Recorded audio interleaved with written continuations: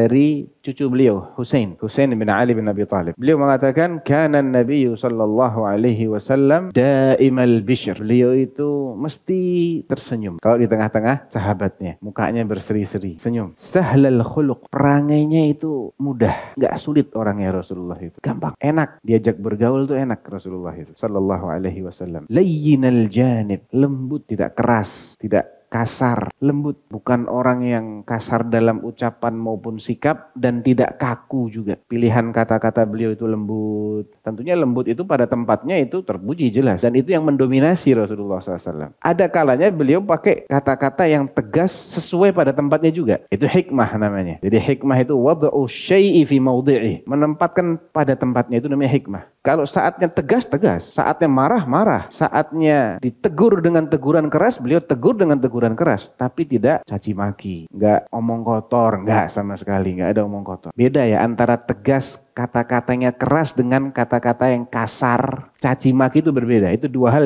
yang berbeda. Laisa bi faddin ghalidin wala sakhab. Tidak suka teriak-teriak. Wala ayyab. Tidak suka mengungkit-ungkit aibnya orang. Wala musyahin. Tidak suka buang muka. Tidak suka itu bukan berarti nggak pernah. Ada kalanya beliau buang muka. Tapi bukan itu yang mendominasi perangainya Rasulullah sallallahu alaihi wasallam. Wala yu'ayyis minhu rajiyah. Ini luar biasa ini jemaah. Setiap orang yang menaruh harapan pada beliau tidak dibikin putus asa. Coba ini ada orang kayak begini. Oh pasti dia dicintai oleh semua orang. Paling tidak dia kasih harapan. Kasih harapan. Orang itu senang dikasih harapan. Walaupun tidak dipastikan dapat. Enggak. Insya Allah. Insya Allah. Selagi bisa kita kasih harapan dia. Dia minta sesuatu sama kita, kita kasih harapan. Kalaupun menolak-tolak dengan bahasa yang lembut. Nabi itu hampir nggak pernah menolak orang yang minta apapun sama beliau selagi beliau masih mampu. Makanya dia dicintai luar biasa. Luar biasa cintanya orang sama Rasulullah SAW.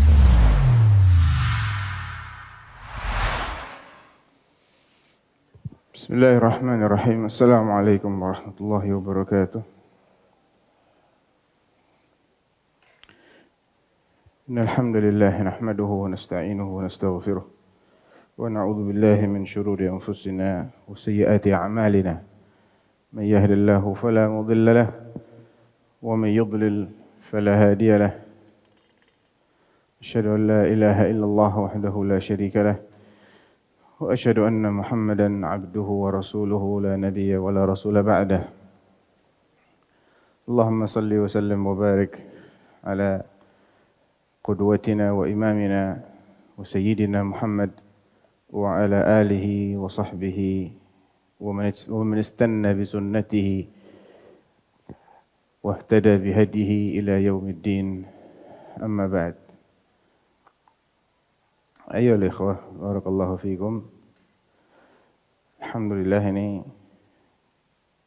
adalah kali kedua ana diberi kesempatan oleh Allah Subhanahu wa taala untuk berbagi ilmu di Masjid Salman Al-Farisi ini. Dan pada pagi hari ini insyaallah kita akan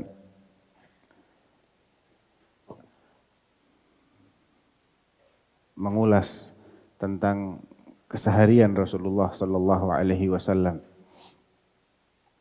sebagai seorang suami, sebagai seorang muallimun nas, pengajar, pendidik umat manusia, di samping beliau sebagai seorang nabi juga tentunya. Dan Rasulullah sallallahu alaihi wasallam sebagai muqaddimah ya, ayyuhal ikhwah, beliau memiliki 4 peran sekaligus. Beliau ini memiliki 4 peran sekaligus. Ada kalanya beliau ini berperan sebagai manusia biasa. Sebagaimana kata Allah Subhanahu wa taala di akhir surah Al-Kahf, "Qul innama ana basyarun mithlukum." Sampaikan, sesungguhnya aku adalah manusia biasa seperti kalian. Artinya beliau membutuhkan apa yang biasanya dibutuhkan oleh manusia. Makan, minum, tidur, berkeluarga, bercanda sebagai selayaknya manusia. Beliau juga bisa sedih, bisa senang, bisa marah, bisa kecewa. Artinya sifat-sifat yang biasa dimiliki oleh manusia juga beliau miliki. Ada kalanya beliau ini berperan sebagai nabi. Ya, seorang nabi yang tentunya dibimbing oleh wahyu. Qul innama ana basyarum mithlukum yuha ilayya. Aku diberi wahyu. Ketika beliau ini berperan sebagai nabi, maka semua yang beliau sabdakan, semua yang beliau lakukan, ini adalah bagian dari wahyu yang kita wajib mengimaninya. Kita wajib meyakininya bahwasanya itu atas perintah Allah Subhanahu wa taala, bukan semau beliau, bukan berangkat dari selera pribadi beliau. Lain halnya kalau beliau sedang berperan sebagai manusia biasa. Ya, kadang beliau berpakaian sesuai dengan kebiasaan kaumnya. Beliau memakan sesuatu yang memang beliau berselera untuk memakannya. Beliau meminum sesuatu yang memang beliau suka dengan minuman itu. Tapi ketika beliau ini berperan sebagai seorang nabi dan itu yang membedakan beliau dari manusia biasa, maka setiap gerak-gerik beliau, tutur kata beliau itu menjadi syariat. Ada kalanya beliau berijtihad dalam menyikapi suatu masalah, suatu problematika. Beliau di sini berijtihad, tidak mendapatkan bimbingan wahyu terlebih dahulu.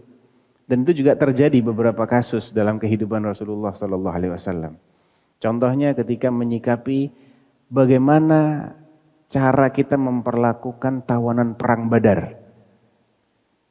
Perang pertama kalinya Rasulullah dengan kaum musyrikin dan Allah takdirkan kemenangan di pihak Rasulullah SAW dan para sahabat beliau. Ada tawanan perang cukup banyak ini ketika ini. Kita apakan nih tawanan perangnya? Beliau bermusyawarah, berunding dengan lagi.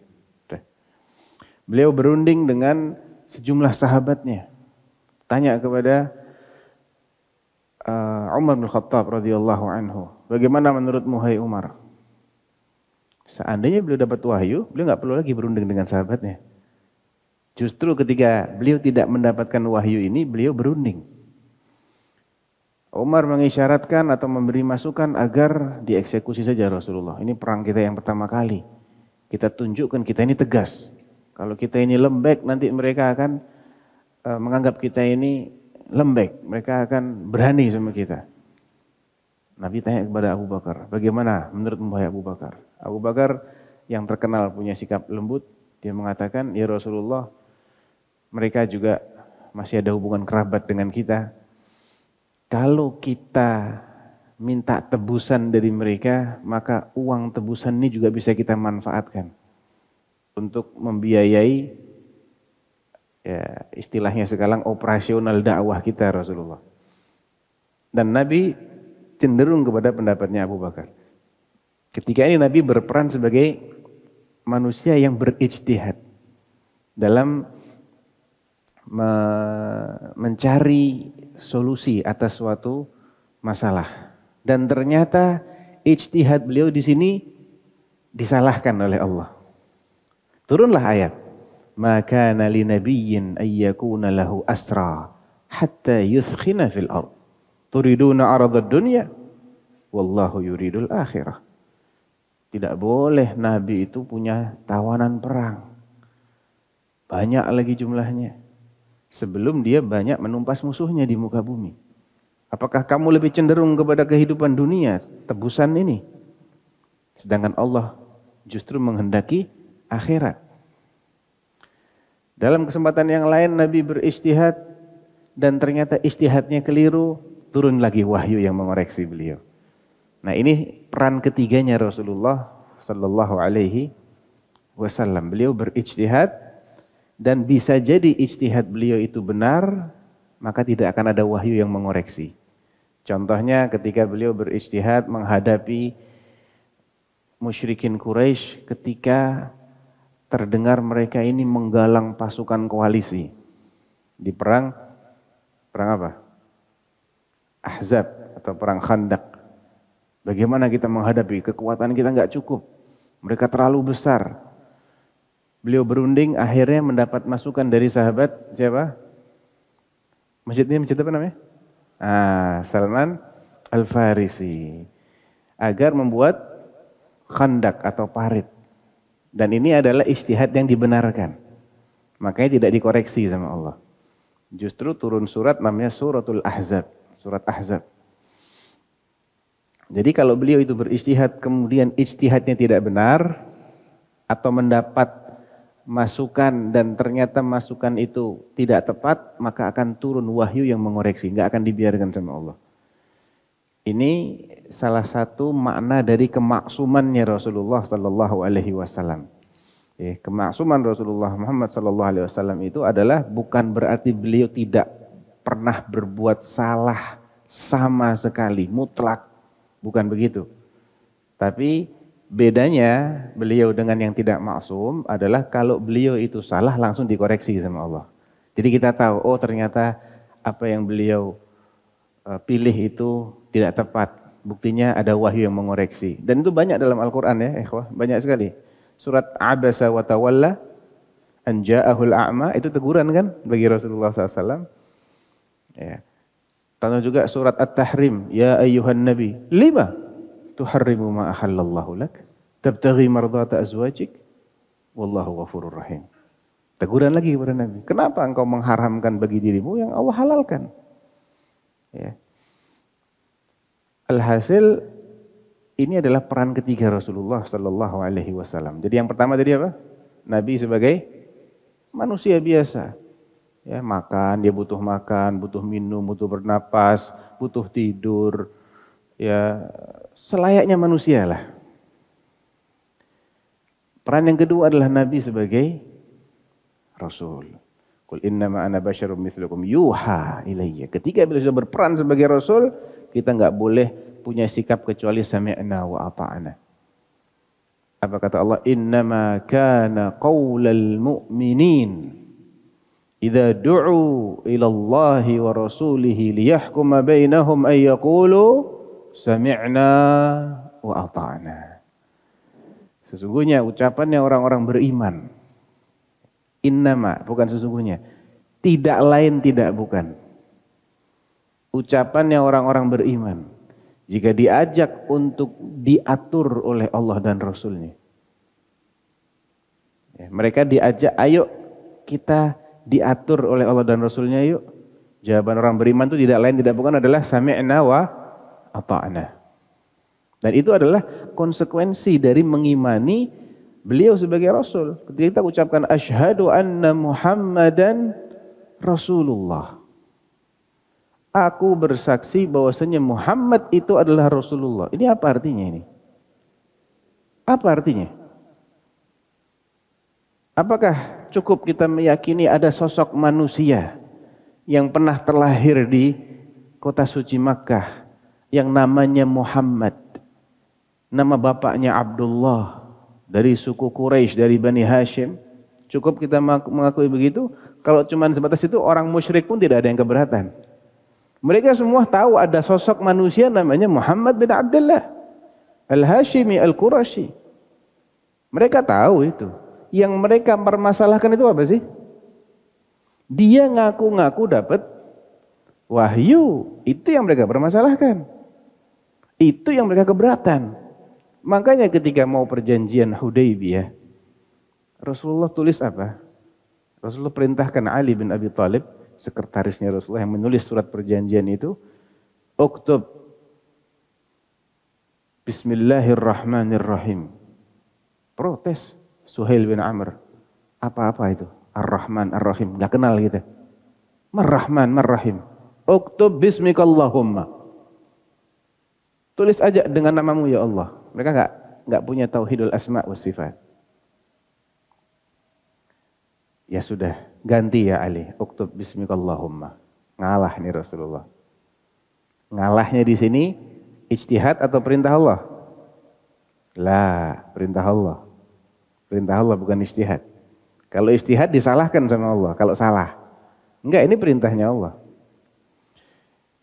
Uktub min Muhammadin Rasulillah ila Suhail bin Amr. Suhail bin Amr itu delegasinya kaum musyrikin. Keberatan lagi Suhail, apa-apaan ini? Lau alimna annaka Rasulullah ma qatalnak.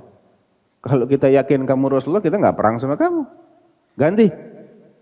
Uktub min Muhammad bin Abdullah. Tulis aja dari Muhammad bin Abdullah. Kalau ini kita nggak keberatan, kita ngakuin semua. Kita ini keberatan dengan gelarmu itu loh. Rasulullah itu kita keberatan. Karena ada konsekuensi di balik gelar ini. Nah ini yang nggak banyak dipahami oleh kaum muslimin hari ini. Kalau kita ucapkan asyhadu, aku bersaksi, anna, bahwasanya Muhammadan. Ini Muhammad yang mana nih? Banyak Muhammad hari ini kan? Muhammad yang mana nih? Cuma satu di dunia. Muhammad bin Abdullah bin, harus benar nasabnya, jangan salah. Orang namanya Muhammad bin Abdullah juga banyak. Muhammad bin Abdullah bin Abdul Muttalib bin Hashim bin Abdi Manaf bin Qusay bin Kilab bin Murrah bin Ka'ab bin Lu'ay dan seterusnya. Nasabnya Nabi itu sampai 20 sekian itu valid tercatat. Sampai yang namanya Adnan. Ya. Bin Murrah bin Ka'ab bin Lu'ay bin Ghalib bin Fihr bin Malik bin Nadhr bin Kinanah bin Mudrikah bin Khuzaimah bin Mudrikah bin Ilyas bin Nizar bin Ma'ad bin Adnan. Nah, Adnan ini disepakati oleh para sejarawan sebagai keturunannya Ismail. Antara Adnan dengan Ismail beda-beda siapa bapak-bapaknya, tapi yang jelas Adnan ini keturunannya Ismail, dan Ismail adalah putra dari Nabiullah Ibrahim Al-Khalil alaihi wa ala nabiyyina afdhalus salah wa taslim. Jadi kalau kita ini bersaksi bahwasanya Muhammad itu adalah Rasulullah sallallahu alaihi wasallam, maka ini tidak cukup hanya di lisan, tapi harus ada konsekuensi. Nah, konsekuensinya ada berapa? Ada berapa? Konsekuensi dari bersaksi bahwasanya Muhammad adalah Rasulullah. Ada 4. Yang pertama, tasdiquhu fima akhbar. Membenarkan semua kabar yang beliau sampaikan. Semua berita. Karena Nabi itu diutus membawa 2 hal utama. Berita sama syariat. Yang beliau beritakan itu meliputi apa yang pernah terjadi di masa lampau. Kisah umat-umat terdahulu, peristiwa-peristiwa antara kaum fulan dengan nabi mereka, bagaimana Allah mengazab, bagaimana kisahnya Dzulqarnain, kisahnya Qarun, kisahnya Luqman al-Hakim, kisahnya 2 putra Adam dan lain-lain. Kisah, berita, khabar. Bagaimana cara kita menyikapi berita? Kalau yang bawa Rasulullah itu benar, kita percaya. Baik khabarnya berkaitan dengan kejadian di masa lampau atau di masa mendatang.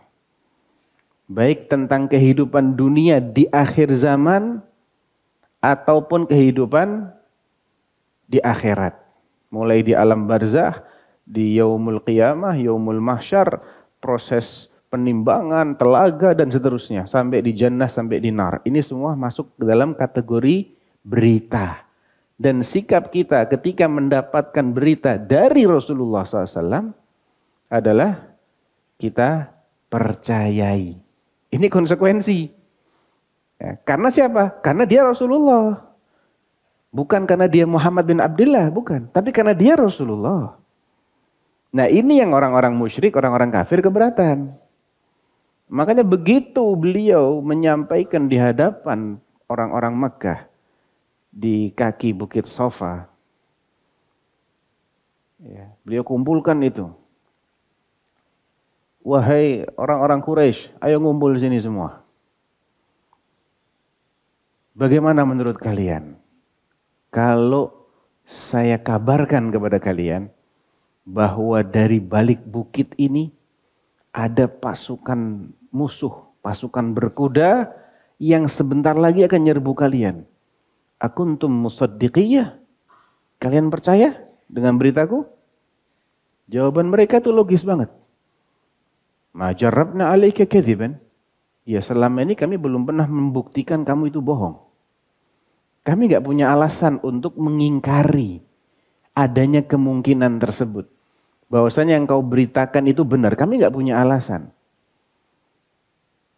Apa kata Rasulullah? Fa inni nadhirul lakum baina yaday 'adzabin syadid.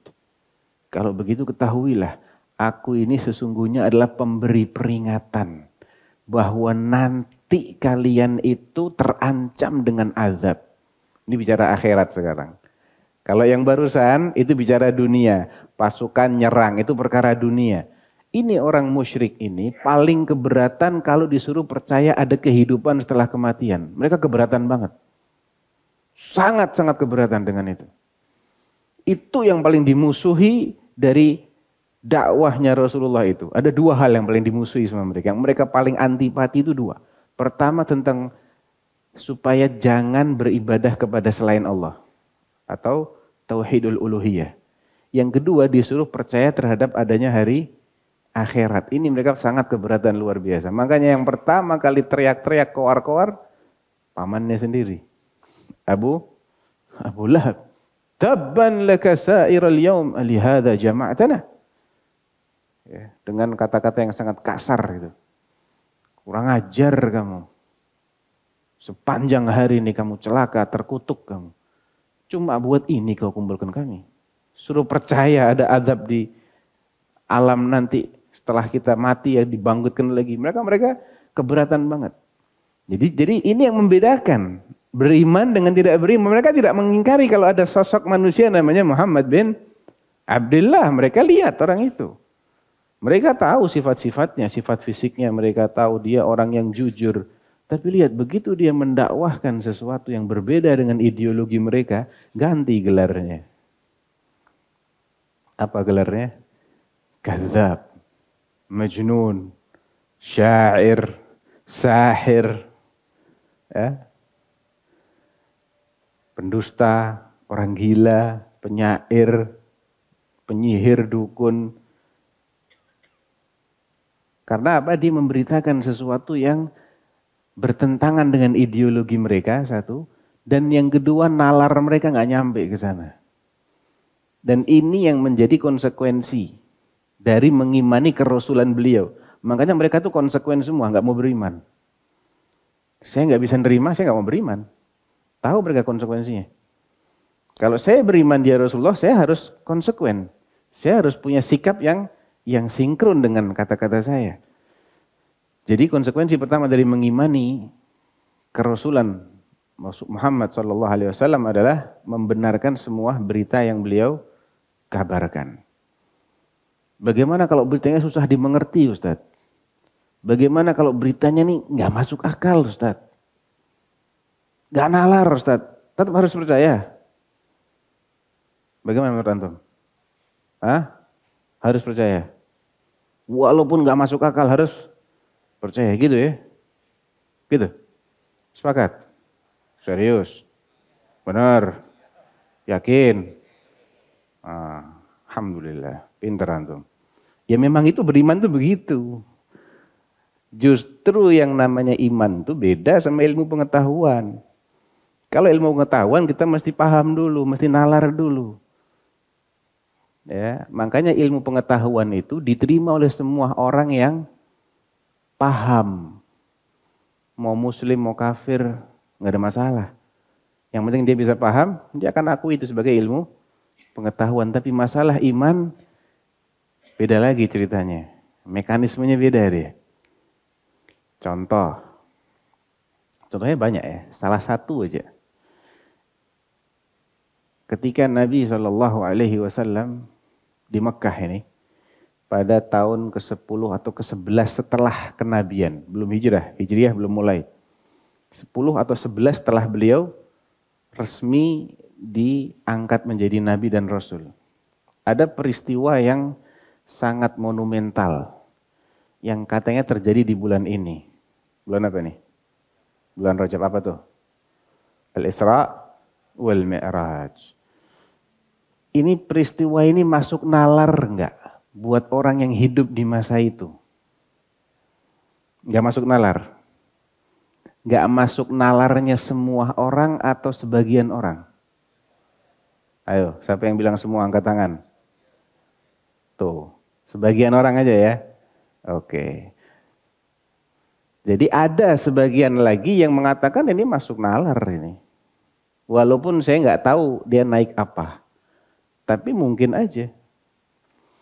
Singkatnya begini jemaah. Ketika itu Nabi sedang pagi-pagi ini duduk di pojokan gitu sambil menampakkan raut muka sedih.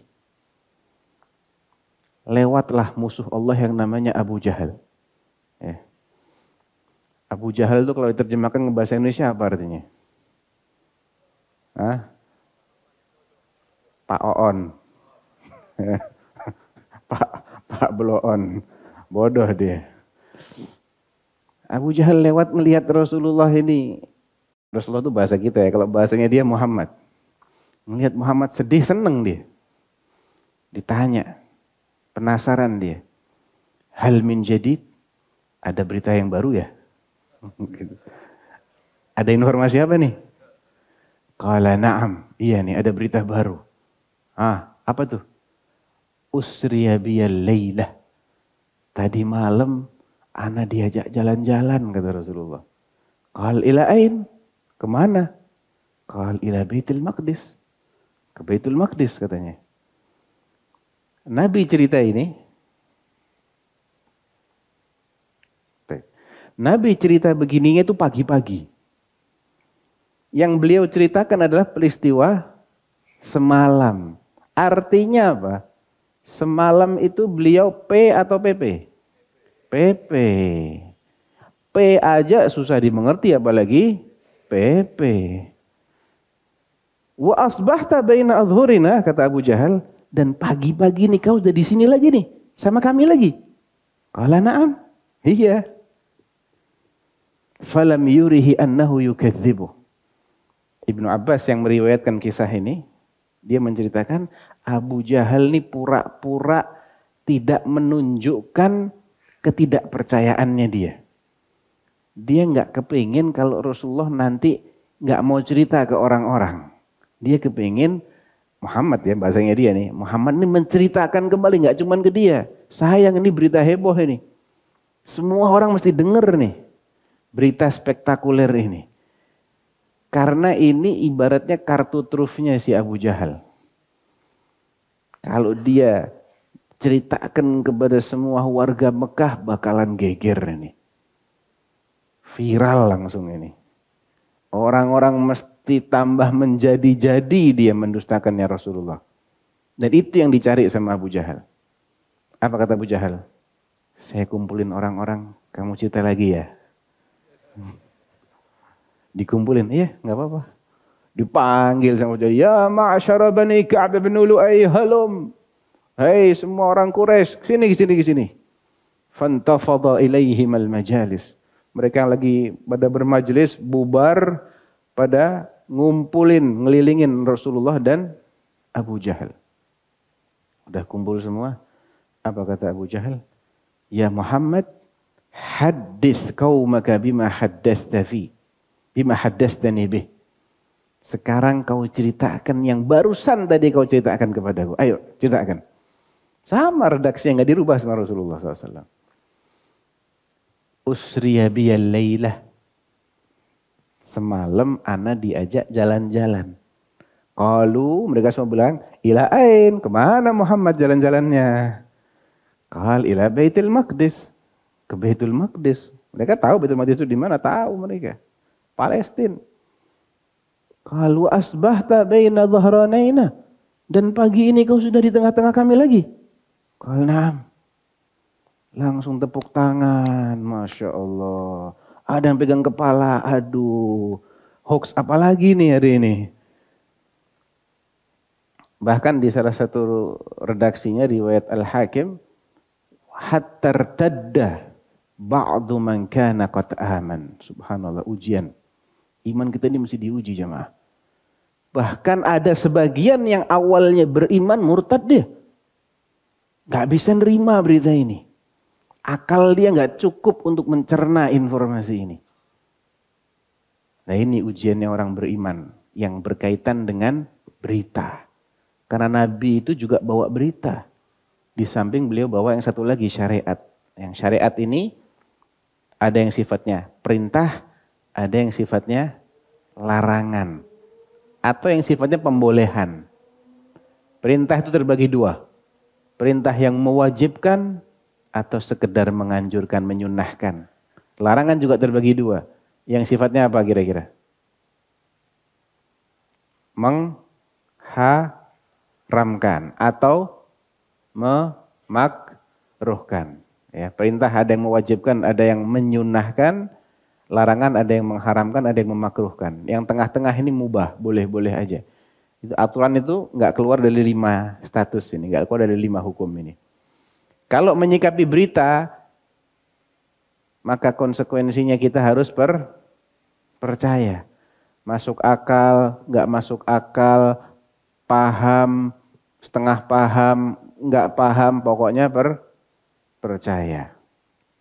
Ntar Anda jelasin kenapa kok harus begitu. Kalau menyikapi, ini balik lagi ke inti masalah tadi ya, konsekuensi mengimani Rasulullah tadi, anak-anak belum selesai kan.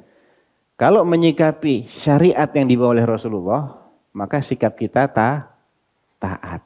Kalau itu perintah, kita taati. Semaksimal yang kita mampu.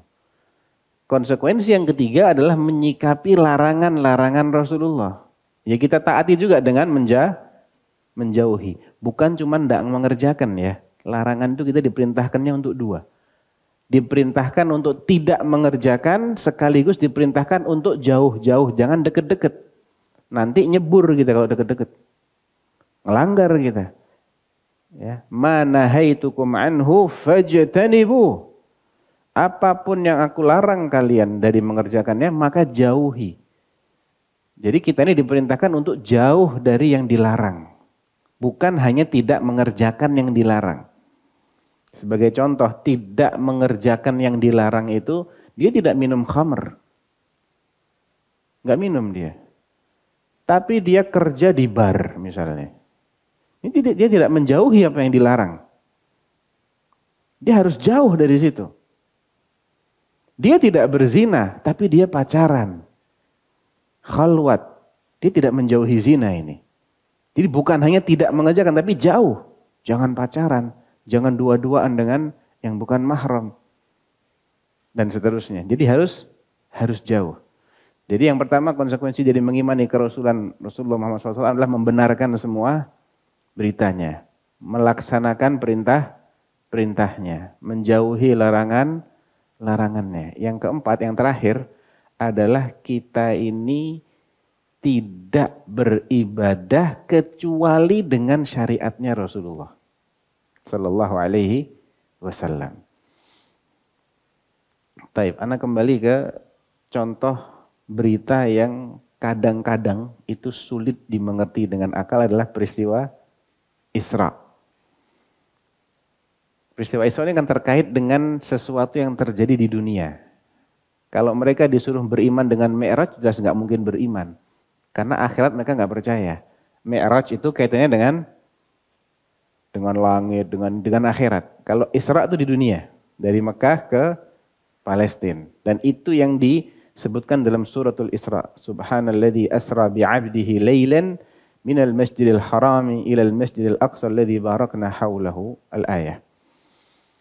Apa kata orang-orang itu setelah mendengar peristiwa ini? Mereka ada yang tepuk tangan, ada yang pegang kepala, geleng-geleng. Ini kok bikin kebohongan apa lagi nih Muhammad ini? Ya.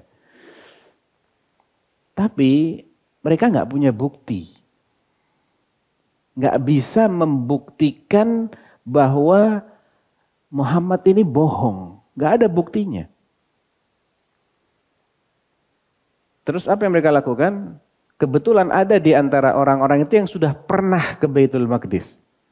Dia tahu ciri-ciri Baitul Maqdis. Kalau benar nih Muhammad pernah ke sana, harusnya dia bisa ceritakan ciri-cirinya Masjidil Aqsa. Tanya mereka, hal tastati' an tan'ata lana al-masjid? Emang kau bisa ceritakan ciri-cirinya Masjidil Aqsa kepada kami? Jawab sama Rasulullah, ciri-cirinya begini, begini, begini, begini, begini.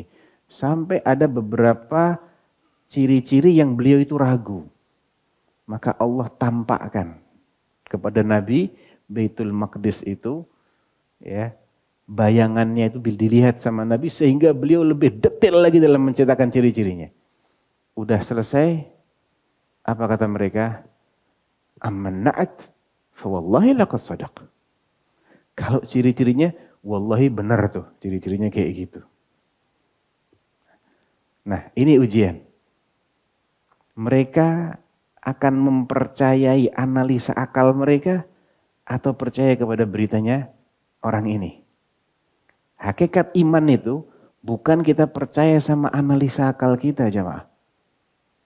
Kalau itu yang kita percaya, berarti kita berimannya sama akal, bukan sama Rasul. Beda loh. Beda. Banyak orang beriman sama akalnya, bukan sama Rasul. Jadi dia maunya ngimanin sunnah Rasul kalau masuk akalnya dia. Begitu dia susah menerima, agak lemot dia punya akal ini untuk mencerna, dia bilang ini nggak benar nih hadisnya ini, dhaif nih hadisnya ini. Masa Nabi begini-begini kan nggak masuk akal.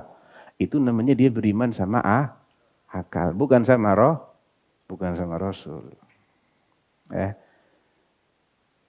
Kira-kira apa ini yang menghalang-halangi mereka untuk mempercayai kebenaran peristiwa Isra? Apa kira-kira? Alasan mereka apa kira-kira? Coba antum pikir sebentar, anak mau minum dulu. Tapi mikir beneran loh ya.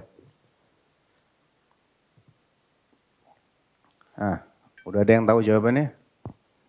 Fadhal. Kira-kira apa? Iya, kenapa nggak masuk akal? Jaraknya jauh. Terus? Nggak mungkin PP. Kenapa nggak mungkin? Iya, jarak tahu. Nah, kalau naik pesawat bisa nggak?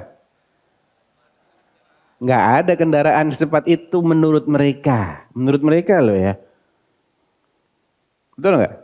Di masa itu mereka nggak tahu ada kendaraan secepat itu yang bisa PP Mekah ke Baitul Maqdis. Kira-kira berapa tuh jaraknya Mekah Baitul Maqdis? Coba cek Google, coba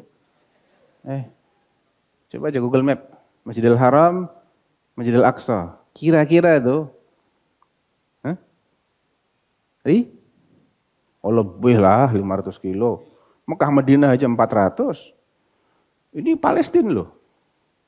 Dari Mekah itu selatannya Madinah. Mekah ke Madinah itu 400. Ini dari Mekah ini naik lagi 1.200-an lebih. Insya Allah. Itu kalau 1.400-an ya. Google bilang 1.400. Sekali. Kalau 2 kali? 2.800. Kalau naik Alphard berapa jam bang? Naik Alphard top speed 140 kecepatan 20 jam tuh. Sedangkan kendaraan tercepat yang mereka kenal di masa mereka apa kira-kira? Entah. Wah, nggak move on antum. Cukup kuda lah. Nggak move on ini. Nggak update infonya. Kuda paling cepat. Nah, kuda ini top speednya berapa coba? Cek Google lagi coba. 88 kalau nggak salah. Ya, top speednya kuda. Artinya dia digeber maksimal tuh 88 km per jam. Tapi mungkinkah kuda berlari segitu terus? Mungkin, kuda-kudaan. Jadi hatta kuda pun dia nggak bisa dia bertahan di kecepatan maksimal. Seandainya ada kuda yang kuat tuh dengan top speed 80, anggaplah 90 biar genep ya. Tadi kita kan 2800 pp. Berarti itu berapa puluh jam coba? 30 jam lebih. 31 jam lah kira-kira dia. Sedangkan satu malam nyampe segitu? Nggak nyampe. Ya. Mungkin itu sehari 2 malam lah kira-kira. Artinya dia nggak bisa bayangkan ini nggak ada nih kendaraannya nih. Susah diterima. Masa ada orang PP tapi kok dia bener ciri-cirinya ya? Nggak ada yang salah ciri-cirinya. Nah, subhanallah ketika itu Abu Bakar sedang nggak di situ. Dia lagi di luar. Nah, Abu Jahal dan CS-nya ini penasaran. Ini kira-kira Abu Bakar bakal percaya nggak ya? Dicegatlah di pintu masuknya kota Makkah. Kelihatan Abu Bakar, langsung dipanggil. Ta'al, sini. Ada berita heboh nih. Apa? Tuh, ente punya sahib tuh. Bikin geger aja. Hallaka ila sahibik fa innahu za'am. Za'am itu istilah yang digunakan untuk mengaku-ngaku. Bisa benar, bisa salah. Orang Arab bilang za'am. Bisa benar, bisa salah. Fa innahu za'am annahu usriya bihi al-lailata ila Baitul Maqdis wa asbaha baina dhahranaina. Dia ngaku-ngaku tadi malam pergi ke Palestina dan pagi-pagi udah pulang lagi ke sini. Maksudnya Abu Jahal CS apa nih? Biar Abu Bakar bingung dan tidak mempercayai berita itu. Apa jawabnya Abu Bakar? Awaqad qala dzak? Satu aja dia tanya. Benar dia yang bilang begitu? Itu aja. Dia cuman butuh ini benar dia yang bilang atau bukan? Jangan kalian mengada-adakan kedustaan atas nama dia. Itu aja, dia mau verifikasi karena dia nggak dengar langsung dari Rasulullah ya. Abu Bakar di luar tadi. Qala na'am, qala dzak. Oh, semua orang dengar dia bilang gitu. Ya sudah. Wa ana ashhad in kana qala dzaka faqad sadaq. Gantian Abu Jahal yang garuk-garuk kepala. Waduh. Apa kata Abu Bakar? Aku bersaksi kalau dia ngomong begitu, bener dia, nggak bohong. Abu Jahal berakal atau gila? Berakal. Abu Bakar berakal atau gila? Berakal. Sama-sama waras ya. Dua-duanya punya akal. Dua-duanya punya akal. Nah ini anak kasih kaedah ini antum.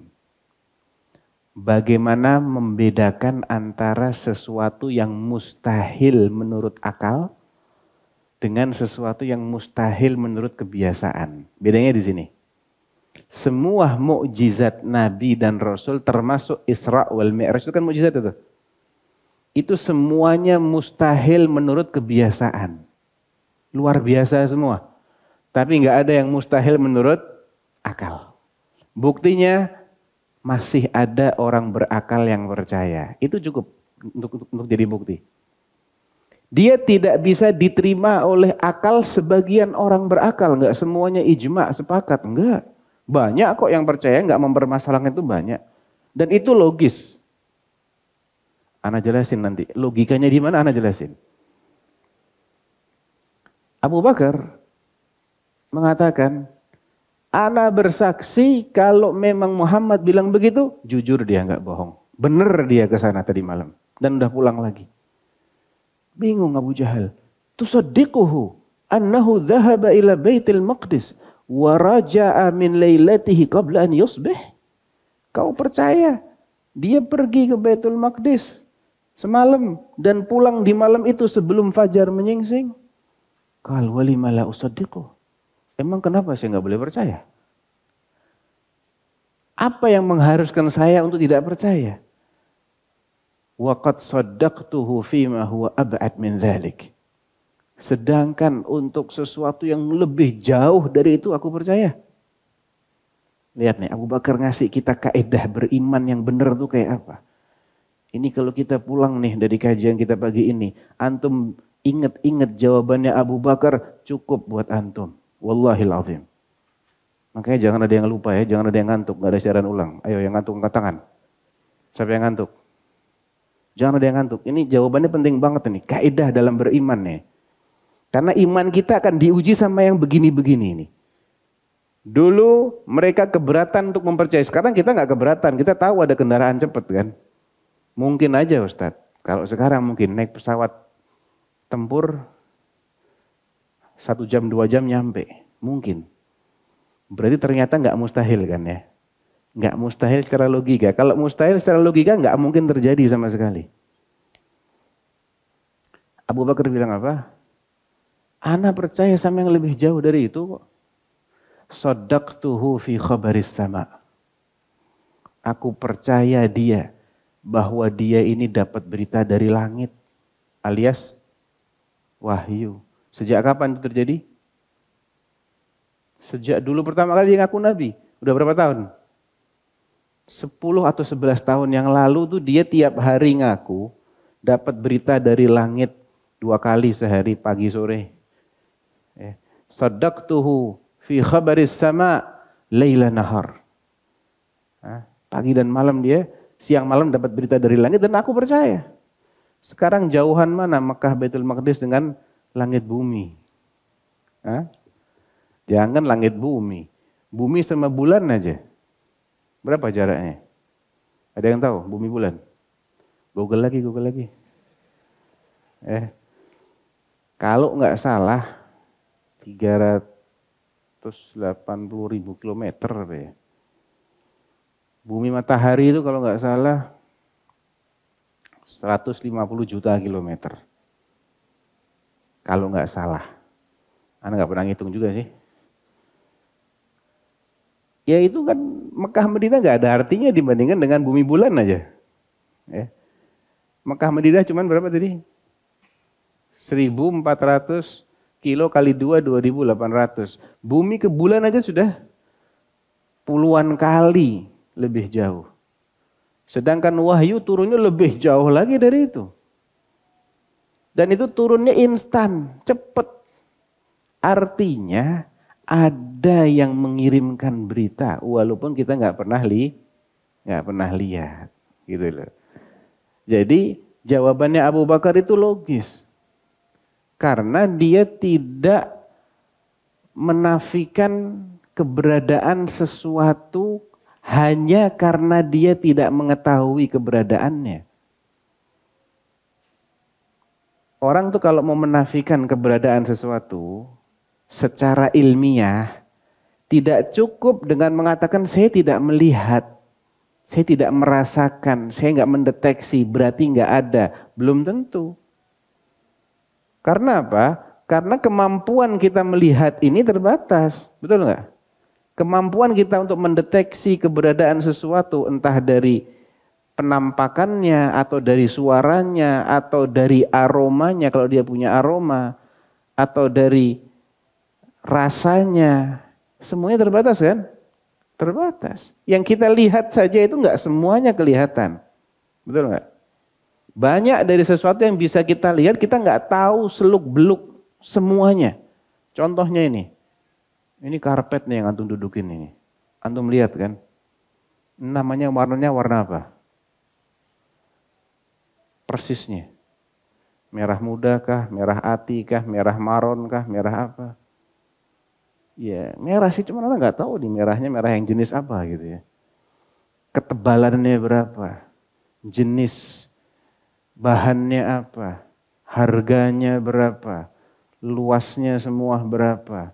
Berapa lama dia dibuat? Siapa yang buat? Di mana dibuat? Ini semua ilmu tentang karpet yang antum bisa lihat, antum bisa raba, antum bisa rasakan. Itu kita nggak tahu semua. Banyak yang kita nggak tahu, betul? Apalagi kalau itu emang nggak bisa kita lihat. Sehingga apakah ilmiah ketika seseorang itu nggak bisa melihat, dia menafikan keberadaannya, nggak mungkin ada itu. Itu ilmiah nggak? Dia nggak bisa ngelihat, kemudian ini nggak mungkin ada. Kenapa? Saya nggak ngelihat. Ilmiahkah itu? Itu nggak ilmiah. Karena dia nggak bisa melihat semuanya. Dia hanya melihat sebagian saja. Sehingga itu bukan sikap yang ilmiah. Jadi sikapnya Abu Bakar itu justru sikap yang ilmiah. Tidak mentang-mentang dia nggak tahu kendaraannya apa yang bisa secepat itu, kemudian dia ingkari nggak mungkin ada orang bisa ke sana. Itu nggak ilmiah itu. Ya, sikapnya Abu Jahal itu nggak ilmiah. Sikapnya Abu Bakar itu ilmiah. Saya nggak tahu kendaraannya, bukan berarti nggak ada kendaraan. Cuman saya nggak tahu aja. Tapi kalau mungkin, mungkin. Ya, baik. Jadi kalau kita bicara tentang Nabi, itu tidak akan lepas dari 4 sosok beliau ini. Yang 3 udah kita bahas ya. Beliau sebagai manusia biasa, beliau sebagai Rasul, berarti konsekuensinya ada berapa tadi? 4. Yang pertama, kalau beliau memberitakan apapun itu, yang penting dari beliau, sahih, valid, percaya, udah selesai. Ya. Yang kedua, aturan yang beliau bawa. Imma perintah, imma larangan. Sikap kita terhadap perintah, laksanakan semampu kita. Fattaqullaha mastata'tum. Kalau larangan, tinggalkan dan jauhi. Yang ketiga, kalau kita mau beribadah kepada Allah, maka kita hanya ikutin syariatnya Rasulullah SAW. Sosok yang ketiga adalah beliau sebagai apa? Orang yang berijtihad. Ya, ini bisa benar, bisa salah. Kalau benar, tidak akan dikoreksi oleh Allah. Kalau salah, pasti akan dikoreksi. Pasti ada wahyu yang turun. Yang keempat, beliau sebagai hakim. Hakim alias qadhi. Yang mengadili dua pihak yang bersengketa. Nah ini, subhanallah, ini mekanismenya unik. Nabi yang menjelaskan dalam hadisnya Ummu Salamah, fi riwayah, fi sahih Muslim, kata beliau, innakum takhtasimuna ilayya. Kalian ini, wahai sahabatku, ya mereka juga manusia, sahabat itu bukan malaikat ya, manusia juga. Kadang ya bersengketa, ya. Ada silang pendapat di antara mereka. Perlu ada yang menengahi, ada yang mengadili. Dan mereka mengadukannya kepada Rasulullah SAW. Innakum takhtasimuna ilayya. Kalian itu suka mengadukan perselisihan kalian kepadaku. Bagaimana Nabi menyikapi perselisihan ini? Mengetahui mana yang benar, mana yang salah. Wala'alla ba'dhakum alhana bihujjatihi min akhihi fa'aqdi ala nahwi ma asma'. Dan boleh jadi salah satu dari kalian yang bersengketa ini lebih pandai berargumentasi daripada saudaranya. Dan ketika dia bisa menyajikan argumentasi yang kuat ini, aku akan menangkan dia berdasarkan argumentasi yang kudengar. Nah, seorang hakim itu memutuskan berdasarkan argumentasi, keterangan dari penuntutnya atau dari terdakwanya atau para saksinya atau ada bukti-bukti yang menguatkan mana pihak yang benar dan mana pihak yang salah. Hakim hanya boleh begitu. Hakim tidak boleh memutuskan berdasarkan apa yang dia ketahui, nggak boleh. Hanya berdasarkan saksi atau bukti. Faman qata'tu lahu min haqqi akhihi syai'an fala ya'khudhu fa innama qata'tu lahu qit'atan min nar. Oleh karena itu, kalau ternyata yang aku menangkan ini mendapatkan harta milik saudaranya yang bukan haknya dia.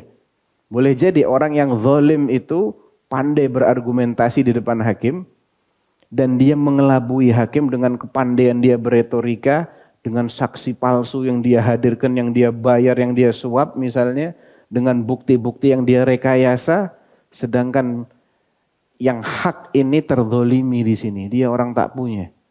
Dia nggak bisa sewa pengacara, pengangguran banyak acara. Ya, yang motonya maju tak gentar membela yang bayar. Dia nggak bisa sewa pengacara nih. Kesian nih, miskin dia. Yang batil ini bisa sewa pengacara, bisa sogok ini, sogok itu. Seakan-akan saksinya dia banyak. Sehingga hakim memutuskan berdasarkan zahirnya. Dan kalau Nabi ketika itu yang jadi hakim, Nabi juga akan memutuskan berdasarkan apa yang beliau dengar. Faman qata'tu lahu min haqqi akhihi syai'an fala ya'khudhu. Jangan dia ambil itu. Walaupun aku yang memutuskan. Fa innama qata'tu lahu qit'atan min nar. Karena sesungguhnya harta yang aku putuskan menjadi miliknya dia itu adalah nar, api neraka. Ada beberapa peristiwa persengketaan Nabi mengadili sesuai dengan kesaksian-kesaksian dan argumentasi yang beliau dengar. Jadi itulah perannya Rasulullah, 4 perannya Rasulullah.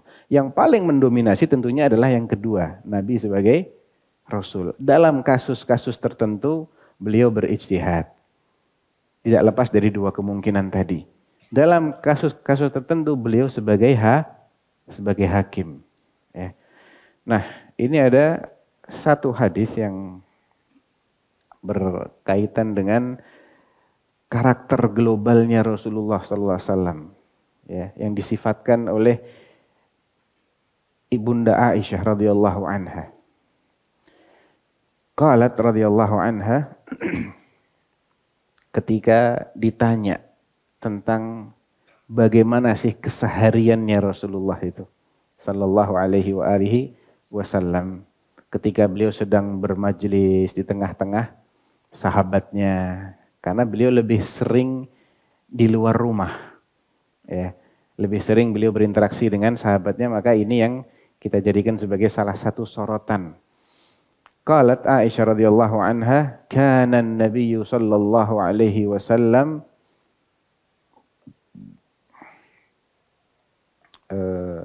sebentar. Afwan, bukan dari Aisyah ya, dari cucu beliau, Husain bin Ali bin Abi Thalib. Beliau mengatakan, kana an-nabiy sallallahu alaihi wasallam daimal bishr. Beliau itu mesti tersenyum kalau di tengah-tengah sahabatnya, mukanya berseri-seri, senyum. Sahlal khuluq, perangainya itu mudah, nggak sulit orangnya Rasulullah itu, gampang, enak, diajak bergaul tuh enak Rasulullah itu, sallallahu alaihi wasallam.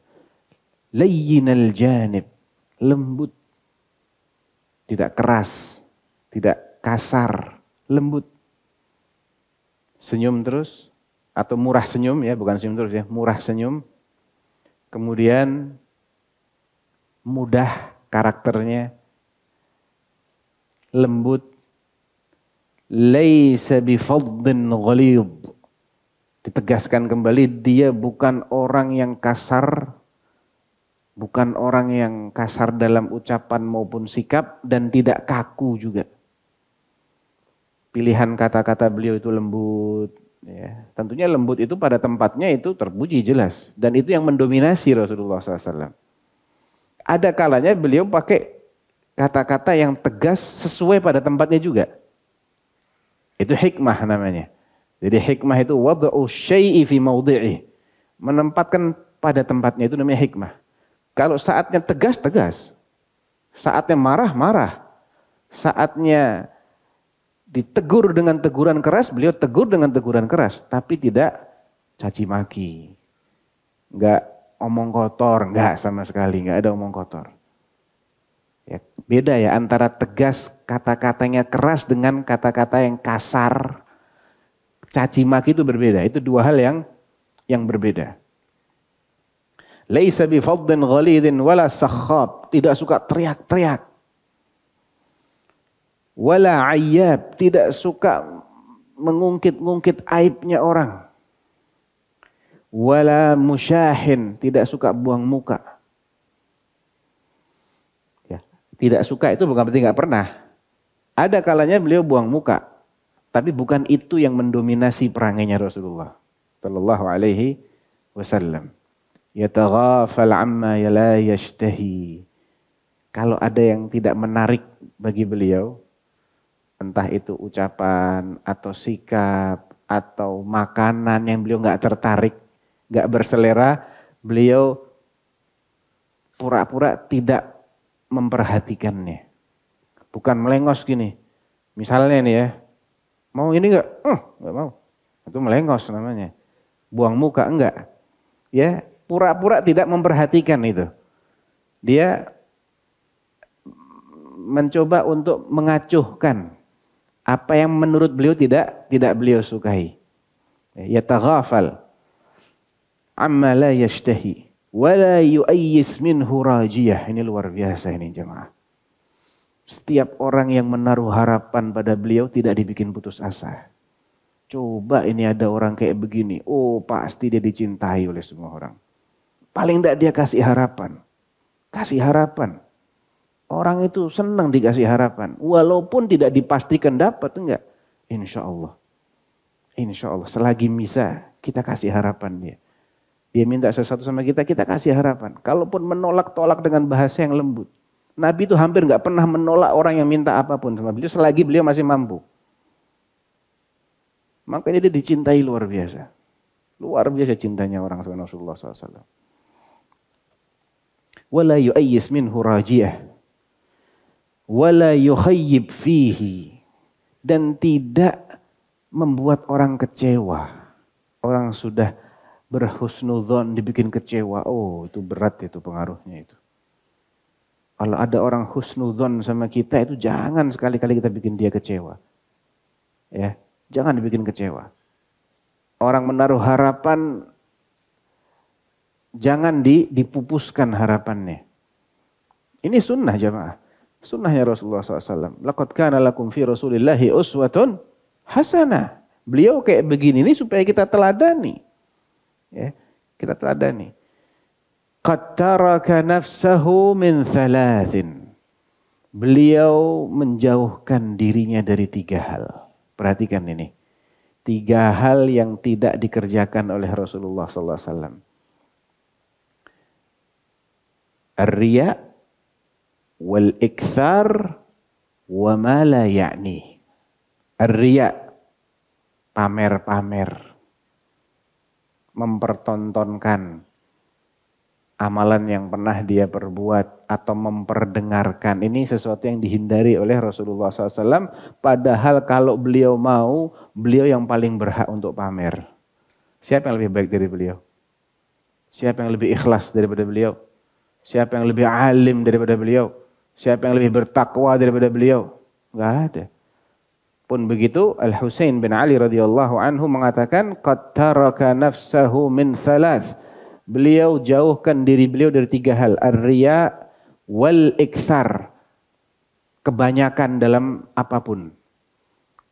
Senyumnya tidak kebanyakan. Tertawanya tidak overdosis. Makannya tidak kebanyakan. Tidurnya enggak kebanyakan. Bercandanya enggak kebanyakan. Proporsional Rasulullah sallallahu alaihi wasallam. Wa ma la ya'ni. Dan hal-hal yang tidak ada manfaatnya bagi beliau. Makanya dalam hadis yang lain beliau mengatakan min husni islamil mar'i tarkuhu ma la ya'ni. Di antara indikator baiknya keislaman seseorang itu kalau dia meninggalkan hal-hal yang tidak penting buat dia. Yang tidak penting buat dia itu buat dia sebagai seorang muslim. Bukan dia sebagai manusia. Kalau manusia mah macam-macam standarnya nanti. Yang hobi main burung penting buat dia. Ya, yang hobinya mancing penting buat dia. Tapi buat sebagai seorang muslim ini apa yang penting, apa yang enggak penting. Nah, seorang muslim itu meninggalkan hal-hal yang tidak penting baginya sebagai hamba Allah. Sebagai manusia yang diciptakan untuk mengabdikan dirinya kepada Allah. Ada banyak hal yang enggak penting buat dia. Itu dia tinggalkan. Itu menunjukkan indikator baiknya keislaman seseorang. Wa tarakan nasa min thalath. 3 hal tadi itu berkaitan dengan dirinya beliau. Dia tidak suka pamer, beliau nggak suka berbuat sesuatu yang berlebih-lebihan, beliau tidak mengerjakan sesuatu yang tidak manfaat. Walaupun cuma sekali-kali, tapi nggak manfaat, beliau jauhi itu.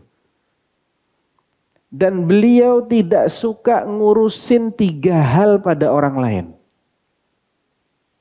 3 hal yang ada pada orang lain ini tidak suka beliau urusin. Apa yang 3 hal ini? Kana la yadhummu ahadan wa la ya'ibu. Beliau enggak suka mencela seseorang. Beliau enggak suka mencela, menjelek-jelekan seseorang. Berarti kaitannya dengan apa yang ada pada orang lain.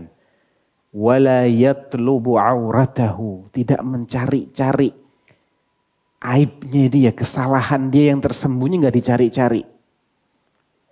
Orang ini punya aib yang kelihatan enggak diungkit-ungkit sama Rasulullah. Artinya bukan berarti tidak boleh seseorang itu mengingatkan saudaranya dari orang lain yang membahayakan, bukan begitu. Itu kalau ada kemaslahatan beliau lakukan itu. Tapi untuk maslahat, bukan jadi hobi. Ada orang hobinya ngerumpi. Hobinya ngomongin orang lain. Ada apa ada itu? Ada. Ya.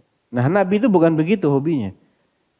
Orang punya kesalahan, orang semua sudah tahu kesalahan dia. Ya udah buat apa? Udah tahu semua, terkenal kok. Ngapain dibahas? Ada lagi kesalahan yang tersembunyi, orang tidak pada ngerti. Kalau tidak ada kemaslahatan di balik memperingatkan orang lain dari kesalahan tersembunyinya fulan itu, gak usah dibahas. Justru sunnahnya tutupin aibnya dia. Karena Nabi mengatakan man satara musliman satarahullahu fid dunya wal akhirah. Hadis riwayat Muslim.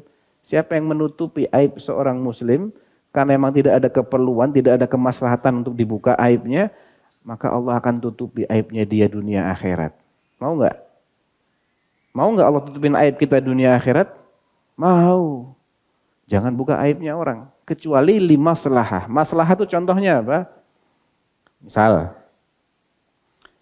ada orang dilamar sama fulan. Ada laki-laki si fulan melamar fulanah. Si fulanah ini tanya ke kita misalnya. Itu si fulan ngelamar saya, gimana sih dia orangnya? Kalau kita tahu ada aib dia yang itu berpengaruh pada hubungan rumah tangganya nanti.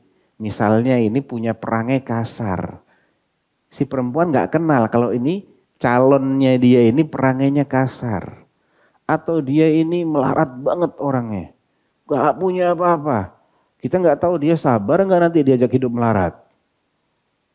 Sampaikan. Nah, Nabi pernah ditanya sama Fatimah binti Qais. Orang Ansor. Ketika itu dia dilamar sama 2 orang sekaligus. Loh kok bisa Ustadz? Ya mungkin nggak tahu kalau sudah dilamar ada orang lain yang lamar. Yang pertama yang melamar adalah Abu Jaham. Bukan Abu Jahal ya, Abu Jaham pakai mim. Ya, Abu Jaham. Yang satu lagi Muawiyah bin Abi Sufyan radhiyallahu anhuma. Muawiyah baru masuk Islam. Belum jadi Amirul Mukminin, belum. Fatimah tanya ke Rasulullah, saya dilamar, inna Abu Jaham wa Muawiyah khatabani. Abu Jaham dan Muawiyah sama-sama ngelamar saya ya Rasulullah, yang mana yang saya mesti pilih? Ini dia minta fatwa sama Rasulullah. Tentunya Nabi sebagai yang dimintai pertimbangan, dia harus sampaikan kalau ada aib-aib pada masing-masing calon ini, yang itu perlu menjadi bahan pertimbangan bagi si perempuan kan? Wa illa buat apa tanya? Oh enggak, baik banget, semua bagus, terima aja. Dua-duanya. Enggak mungkin kan salah satu. Nah, yang mana ini yang lebih pas? Nah dia harus sebutkan. Maka Nabi jelaskan. Amma Abu Jaham fadarrabun lin nisa la yada'u asahu an atiqih. Kalau Abu Jaham ini suka mukul perempuan, hati-hati kau. Itu tongkatnya selalu parkir di atas pundaknya dia. Pentungannya itu. Ada yang menafsirkan maksudnya dia ini suka kemana-mana bawa tongkat, karena biasanya orang Arab itu kalau safar bawa tongkat. Artinya dia ini suka ninggal-ninggal kamu nanti. Siap kau ditinggal-tinggal terus sama suamimu. Dia hobinya bepergian. Nah ini aib. Fatimah nggak tahu kalau dia ada calonnya ini punya aib ini. Suka pukul perempuan atau suka pergi. Terus kalau Muawiyah, wa amma Muawiyah fasa'lukun la mala lahu. Muawiyah ini melarat, orang yang nggak punya duit. Kayak dia. Siap kau jadi istrinya orang melarat nggak punya duit. Ingkihi Usamah ibn Zaid. Nikahilah Usamah bin Zaid. Dikasih calon yang lain yang nggak masuk daftar malah. Nikahin dia Usamah bin Zaid. Jangan ini, jangan yang itu. Ya, ini bentuk bolehnya seseorang menceritakan aib yang tersembunyi tapi limaslahah. Ada juga pengecualian-pengecualian yang lain. Ada 6 pengecualian disebutkan oleh An-Nawawi dalam 2 bait ya. Wal qadhu laysa bighibatin fi sittatin mutadhallimin wa mu'arrifin wa muhadhdhiri wa mujahirin fisqan wa mustaftin wa man talabal i'anata fi izalati munkari. Ada yang hafal? Nah, wal qadhu, al-qadah itu ngeritik. Laisa bighibatin, tidak dianggap sebagai ghibah. Fi sittatin, dalam 6 keadaan. Pertama, mutadhallim, orang yang mengadukan kezoliman orang lain terhadap dirinya. Ya. Orang dizolimi sama seseorang, dia mengadu kepada hakim, mengadu kepada polisi, mengadu kepada penegak hukum, kepada pengacaranya dia misalnya kalau hari ini. Pasti kan dia sebutkan toh, fulan jahat sama saya, dia begini. Ini bentuk ghibah sebetulnya. Tapi mau nggak mau, kalau nggak begini nggak akan ada orang yang dibela haknya. Ya kan? Mutadhallimin. Yang kedua mu'arrif. Mu'arrif itu orang yang mengidentifikasikan orang lain. Ada orang namanya sama misalnya. 10 orang namanya misal saja ya, misal ya. Ahmad bin Muhammad misalnya. Ada 10 orang di sini. Semua namanya Ahmad bin Muhammad. Tapi yang dimaksud cuma salah satu dari Ahmad bin Muhammad ini. Kebetulan salah satunya itu pincang. Itu tadi saya ketemu sama Ahmad bin Muhammad, dia begini-begini. Ahmad bin Muhammad yang mana nih? Yang pincang tuh. Kata-kata yang pincang itu bagian dari ghibah. Karena dia nggak senang dibilang pincang, walaupun dia memang pincang. Ya kan normalnya orang nggak senang disebut aibnya kan, tapi kita terpaksa nih. Karena untuk membedakan antara dia dengan yang lain. Nah itu banyak ditemukan pada perawi-perawi hadis. Perawi hadis itu banyak yang namanya sama. Jadi mereka dibedakan berdasarkan lakopnya, julukannya. Al-A'raj, Al-A'mash. Ya. Al-A'raj itu si pincang. Ada itu. Orangnya thiqah. Abdurrahman bin Hurmus Al-A'raj. Sulaiman bin Mihran Al-A'mash yang kabur matanya. Ada lagi Al-Aftas yang pesek hidungnya. Ada lagi Al-ini. Nah itu untuk membedakan, mengidentifikasi. Ini dikecualikan ya. Wa mu'arrifin wa muhadziri, mentahzir. Tahzir itu termasuk sesuatu yang bila dilakukan dengan tepat dan proporsional itu termasuk bagian dari amar ma'ruf nahi mungkar. Dakwahnya Rasulullah sebetulnya tahzir. Mentahzir orang dari syirik, mentahzir orang dari dosa-dosa besar, ya, dari perbuatan-perbuatan yang dimurkai oleh Allah dan dari pelaku-pelakunya juga. Karena kadang-kadang orang itu kan ketularan sama temennya. Kita tahu si fulan ini punya perangai yang tidak baik. Tapi nggak banyak orang yang tahu. Misal nih, dalam hal muamalah, ini orang kalau ngutang nggak mau bayar. Ya. Utangnya pantang bayar. Kemudian kita lihat, dia lagi deket-deketan sama si fulan teman kita. Waduh, kesian ini kalau kena jebakan Batman-nya dia. Kita mesti tahzir ini. Hati-hati kamu ya sama si fulan. Jangan mau kalau diutangin sama si fulan. Nanti utangnya tinggal utang, nggak ada bayarnya itu. Lupa dia. Nah ini boleh karena ada kemaslahatan untuk mentahzir supaya orang lain tidak terkena madharat dari orang ini. Baik tahdzir dalam hal muamalah ataupun dalam hal fikrah, pemikiran dia. Ini lebih penting. Orang suka menyebarkan syubhat, kita lihat dia bergaul dengan orang-orang yang belum kenal, hati-hati dia. Ini orang punya banyak syubhat di kepalanya. Ya, kamu jangan sampai terjebak. Wa mujahirin fisqan, orang yang sudah menampakkan terang-terangan kefasikannya. Dia nggak tutup-tutupin. Ya udah terserah. Dia bolehkan semua orang untuk membicarakan, dia tampakkan itu. Ya. Ini yang dikecualikan. Wa mustaftin, yang minta fatwa. Contohnya seperti kasusnya Fatimah binti Qais tadi. Dia minta fatwa, minta pertimbangan tentang 2 orang atau lebih, 1 atau 2 orang ya, nggak harus 2. Mungkin juga 1 orang. Gimana sih si fulan ini? Saya dilamar. Apa yang harus saya ketahui tentang dia? Sebutkan yang perlu diwaspadai aja. Yang ada hubungannya dengan kemaslahatan orang ini dengan orang yang tadi. Ya, adapun yang tidak ada hubungannya nggak usah disebut. Itu kalau kaitannya minta fatwa itu seperti itu. Wa man talabal i'anata fi izalatil munkar. Yang keenam adalah orang yang minta tolong kepada misalnya pihak yang berwenang untuk menghilangkan suatu kemungkaran. Misal ada orang lihat orang berbuat kejahatan kepada orang lain. Kejahatan itu kan sesuatu yang mungkar. Bagaimana cara kita bisa mengingkari kemungkaran? Kita nggak cukup kuat, kita laporkan. Pak, saya melihat si fulan sedang membobol rumahnya orang, sedang berusaha mencuri di rumah tetangga saya. Nah, itu kan menceritakan kejelekan orang lain. Tapi dalam rangka menghilangkan kemungkaran. Ini semua tidak masuk kategori ribah. Di luar yang kemaslahatannya 1, 2, 3, 4, 5 atau 6 tadi, itu yang masuk kategori ribah. Dan Nabi tidak suka menyebut aibnya orang lain yang tidak ada kemaslahatannya. Jadi harap dipahami ya, bukan mutlak, nggak mungkin. Orang mutlak tidak pernah nyebut aib orang itu nggak mungkin. Karena manusia ini nggak baik semuanya. Ada yang baik, ada yang sebaliknya.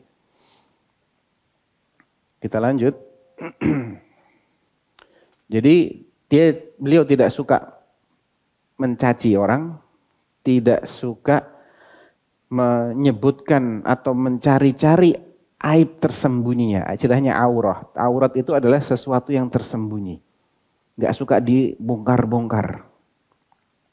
Dan yang ketiga, wala yatakallam illa fima raja thawaba.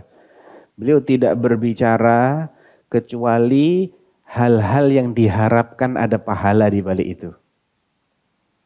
Memang 2 hal atau salah satu yang paling mudah menjerumuskan seseorang dalam kebinasaan itu kan lisan. Ya, makanya beliau berpesan kepada Mu'adz bin Jabal, afala adulluka ala malaki dzalika kulli. Mau enggak aku tunjukkan kamu pada suatu perbuatan yang itu mewakili sekian banyak kebaikan yang lain. Kebaikannya sholat, kebaikannya puasa, kebaikannya sedekah, kebaikan ini, kebaikan itu. Mau ya Rasulullah? Beliau pegang lisan beliau. Kuffa alaika hadza. Tahan ini. Bingung Mu'adz. Ya Rasulullah, wa inna lamu'akhaduna bima natakallamu bih. Emangnya kita bakal dihukum gara-gara apa yang kita ucapkan? Qala thaqilat ka ummuka ya Mu'adz. Gimana sih kau ini Mu'adz? Wa hal yakubbun nasa fi nari jahannama ala khayashimihim aw ala manakhirihim illa hasaidu alsinatihim.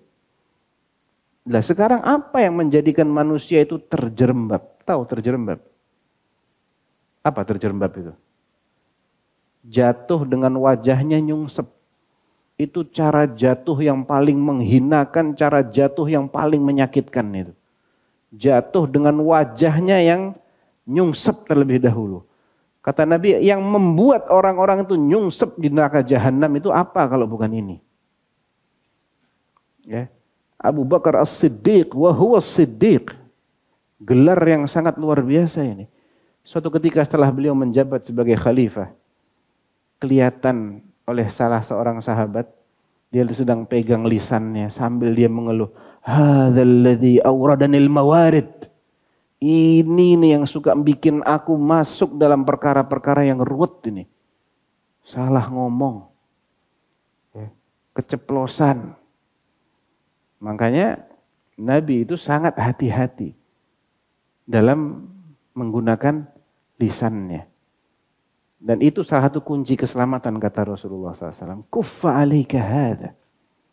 Tahan lisanmu. Dalam hadis yang lain, innamar rajulu bi asgharaihi. Laki-laki itu dilihat dari dua hal yang kecil pada dirinya. Kelaki-lakian itu dilihat dari dua hal yang sebetulnya itu bukan sesuatu yang besar. Salah satu dari yang kecil itu yang di atas, yaitu lisannya. Satu lagi yang di bawah, antum tahu sendirilah.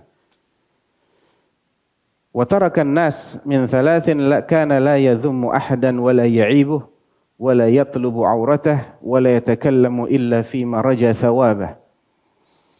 Berikutnya, kalau beliau sedang berbicara, atraqa julasa'uhu. Teman-teman yang duduk semajlis dengan beliau itu menundukkan kepalanya, menyimak. Karena beliau itu punya haibah, punya wibawa. Bahkan sahabat Amr bin al-As enggak berani menatap Rasulullah gini, penuh enggak berani, saking wibawanya Rasulullah. Wibawanya luar biasa Rasulullah itu.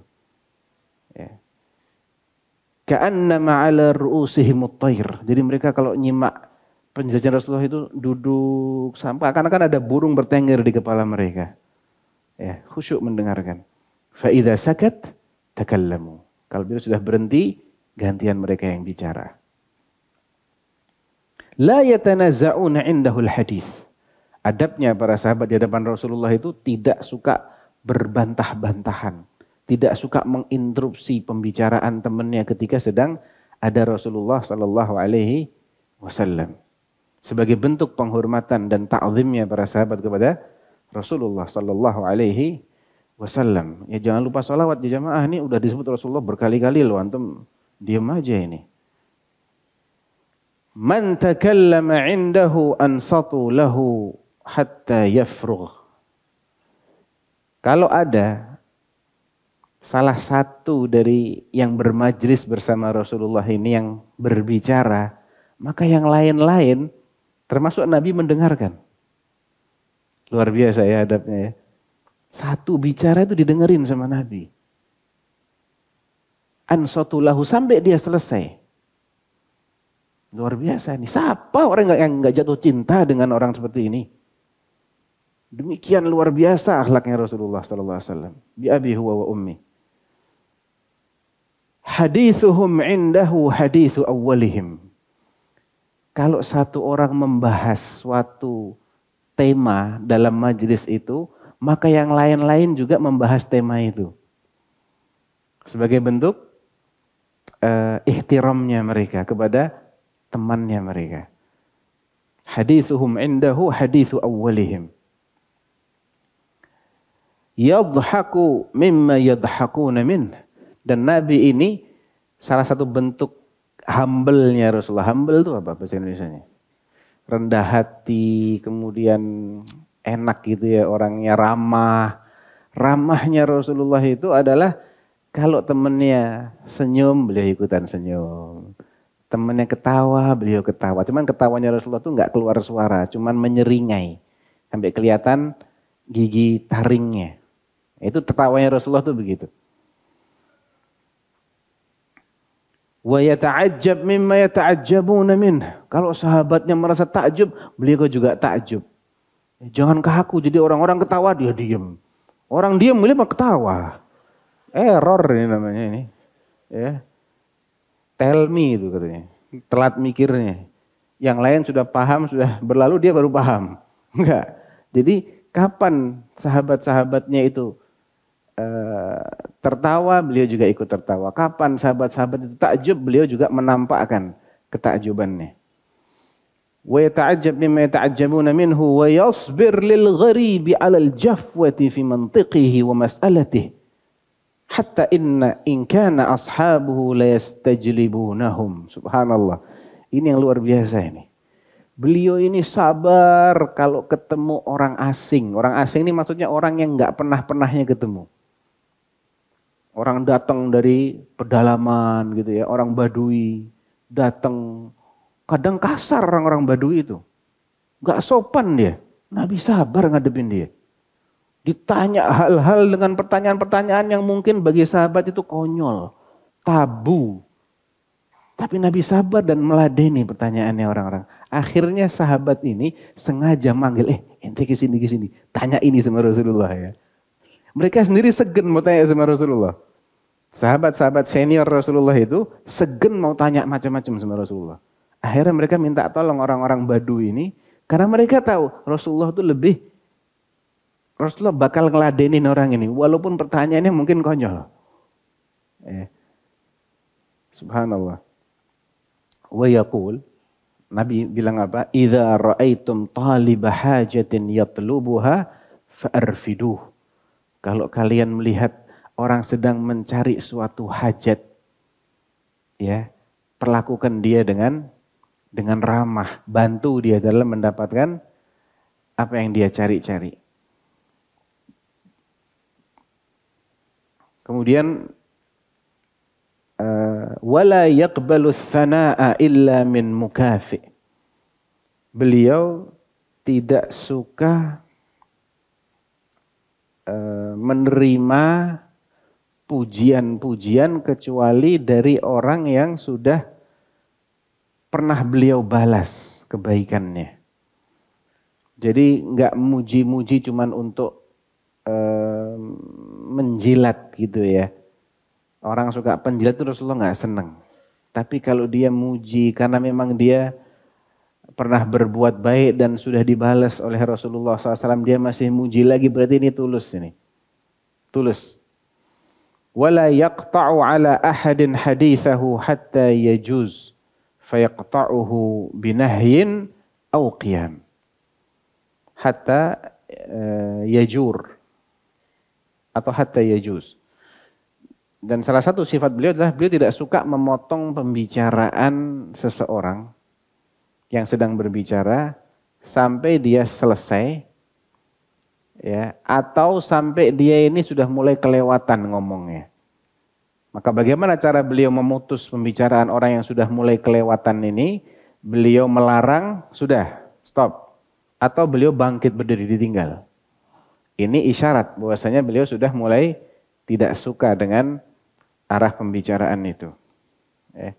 Ini diriwayatkan oleh Al-Imam At-Tirmidzi dalam sunannya. Jadi luar biasa ya akhlaknya Rasulullah SAW itu. Bagaimana beliau sedang bermajlis dengan teman-temannya, bagaimana beliau ketika berbicara, bagaimana ketika mendengar orang lain berbicara.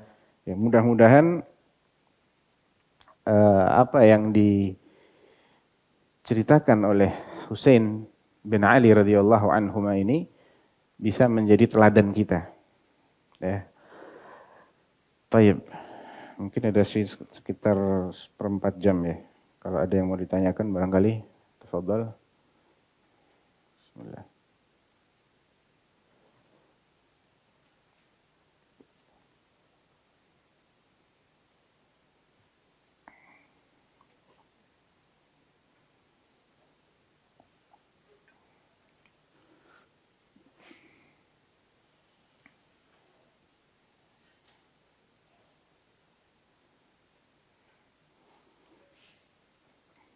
Tafadhal. Waalaikumsalam warahmatullahi wabarakatuh.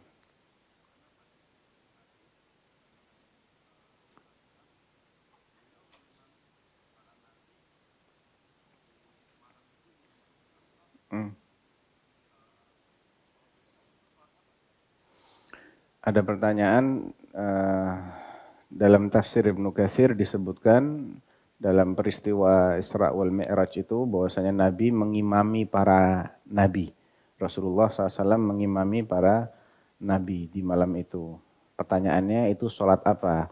Jawabannya la adri, Anda nggak tahu. Ya benar, Anda nggak tahu. Gimana lagi?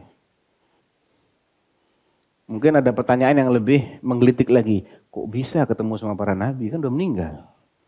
Ya, jawabannya Allahu ala kulli syai'in qadir. Udah selesai. Taib. Assalamualaikum warahmatullahi wabarakatuh. Semoga Allah merahmati Ustadz dan kita semua. Ustadz, ana punya beberapa pekerja di rumah. Qadarullah sedang ada yang dicurigai punya kebiasaan mencuri, sudah beberapa kali kehilangan. Bolehkah kami dalam proses menginvestigasi berbohong untuk menakut-nakuti pencuri tersebut agar mau mengaku, Ustadz? Apakah bohong dalam kasus ini bohong yang diperbolehkan? Berbohong untuk menakut-nakuti.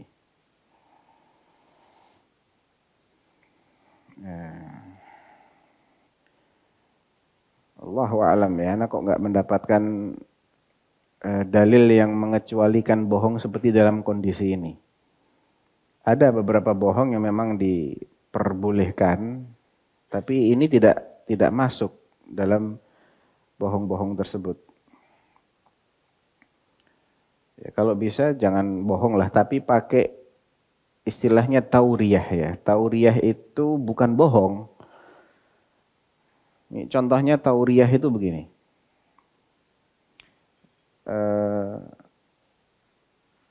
Nabi SAW pernah di satu malam gitu, beliau sedang jalan, tiba-tiba ada orang berlari di samping beliau. Beliau sedang berdiri gitu. Tiba-tiba lihat ada orang yang berlari, lewatin beliau gitu. Set, pergi ke arah tertentu. Nggak lama berselang, ada orang yang ngejar ternyata. Orang yang ngejar ini tanya sama Rasulullah, apakah engkau melihat seseorang? Nabi geser satu langkah. Set, sejak saya berdiri di sini, saya nggak ngelihat. Itu tauriyah namanya. Dia nggak bohong. Orang pahamnya Nabi nggak pernah melihat sama sekali. Itu namanya tauriyah. Kalau bisa begitu, jangan bohong. Karena ini tidak termasuk bohong yang dikecualikan.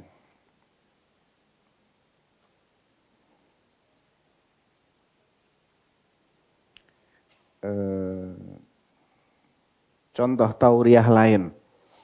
Ada salah satu ulama Ahlus Sunnah. Dia tinggal di sebuah daerah yang mayoritasnya bahkan penguasanya itu Syiah. Syiah Rafidhah. Dan Syiah Rafidhah kita tahu akidahnya mendahulukan Ali di atas Abu Bakar, Umar dan Utsman.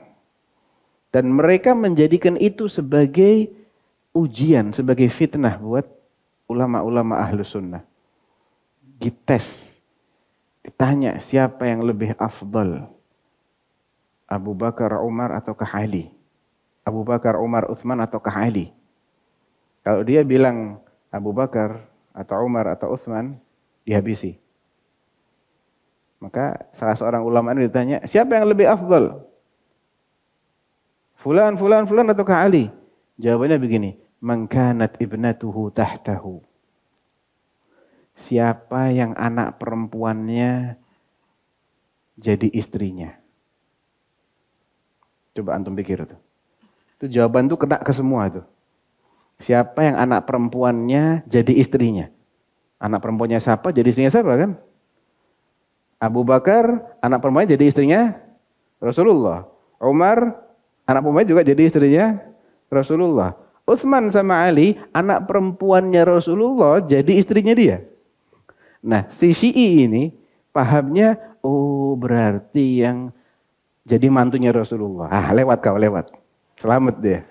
Padahal maksudnya dia enggak. Siapa yang anak perempuannya dia jadi istrinya Rasulullah. Cuman dia pakai kata ganti yang sama semua. Man kanat ibnatuhu tahtahu. Hu sama hu juga ini. Hu-nya yang siapa ini kembalinya? Itu niatnya yang berbicara yang menentukan. Orang lain bisa memahami dengan hal lain. Itu namanya tauriyah. Ada pertanyaan, orang mengaku melihat Nabi dan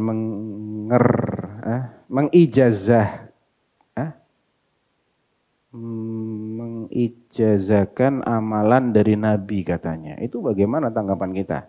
Bohong. Singkat aja deh.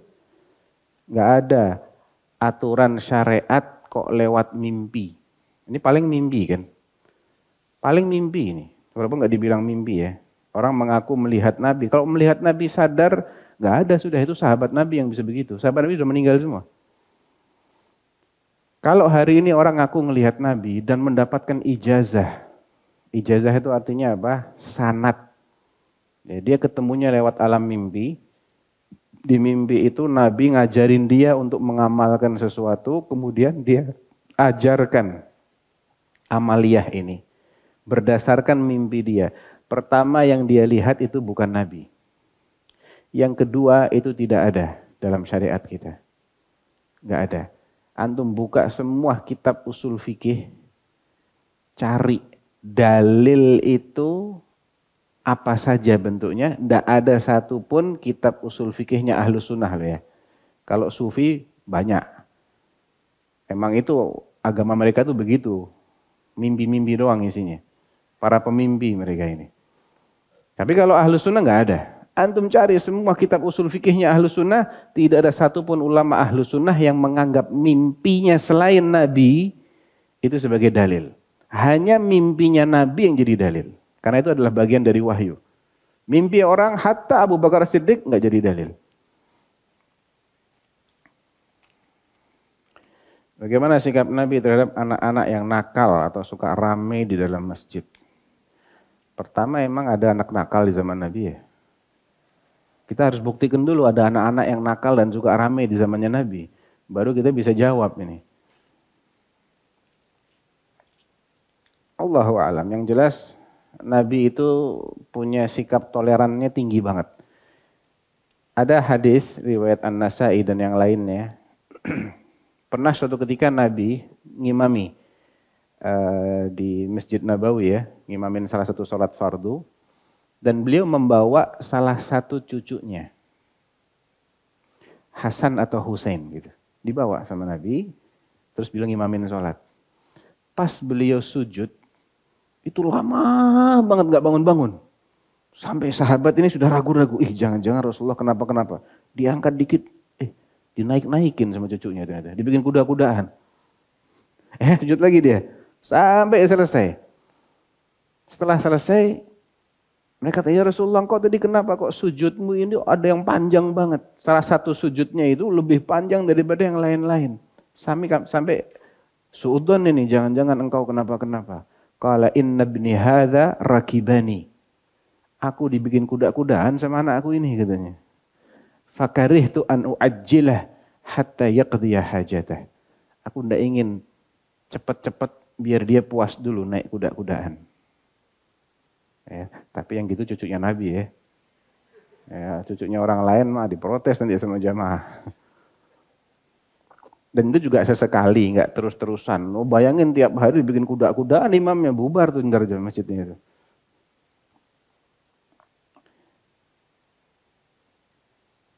Tapi kalau beliau mendengar ada suara tangisan bayi, maka beliau percepat sholatnya. Ini bentuk empatinya Rasulullah. Karena beliau tahu ibunya mesti kepikiran banget ini kalau nangisnya berkepanjangan. Beliau percepat. Ini menunjukkan bahwa kehadiran anak-anak di masjid itu bukanlah sesuatu yang mungkar. Bukan sesuatu yang mungkar. Dan kita nggak boleh menghardik anak-anak. Nggak boleh. Ya diingatkan boleh, tapi jangan dibentak-bentak. Namanya juga anak-anak. Entar ada masanya dia anteng juga. Kalau ada hadis yang mengatakan jannibu masajidakum sibyanakum wa majaninakum, jauhkan masjid kalian dari anak-anak dan orang-orang gila, itu hadisnya maudhu, palsu. Ya. Jadi anak-anak itu sesuatu yang di masa Nabi memang ditemukan di masjid.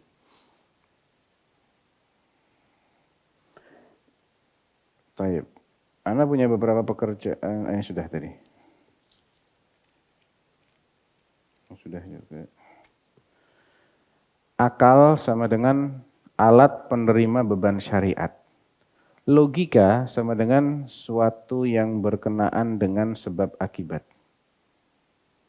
Ketika Abu Lahab dan Abu Bakar menerima kabar Isra Mi'raj, ana menganggap Abu Lahab bukan menggunakan akal tapi logika. Lain dengan Abu Bakar. Ia menggunakan akal. Mohon koreksi Ustaz. Ana nggak tahu ya, emang ada bedanya akal dengan logika. Kalau memang bedanya seperti ini, ya intinya logika itu juga hasil produknya akal. Kalau dia tidak berakal, dia nggak bisa pakai logika kan.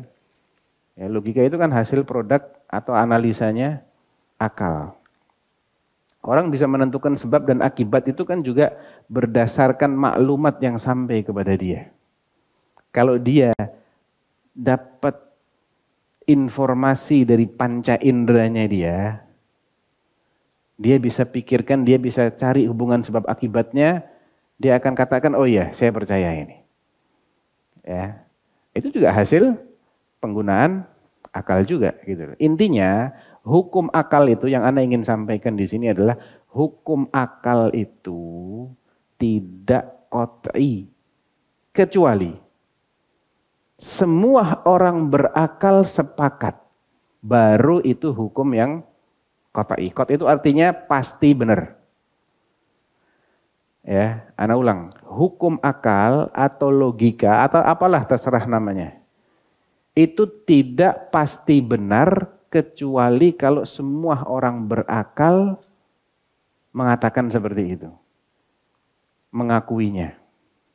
Kalau hanya sebagian mengakui, sebagian mengingkari, maka mereka yang mengingkari itu tidak bisa dijadikan sebagai alasan untuk menganggap batil apa yang masih bisa diimani oleh yang lain. Tidak dengan sendirinya begitu gitu loh. Ya. Dan apa yang diakui oleh semua orang berakal itu terbatas. Contoh, sesuatu yang sifatnya badahiyatul aqliyah. Orang Arab bilang badahiyatul aqliyah, itu jelas banget contohnya. Tidak ada makhluk kalau nggak ada khalik. Semua ciptaan ada yang menciptakan. Ini hukum akal nih. Ini laptop nih, ada yang bikin nggak?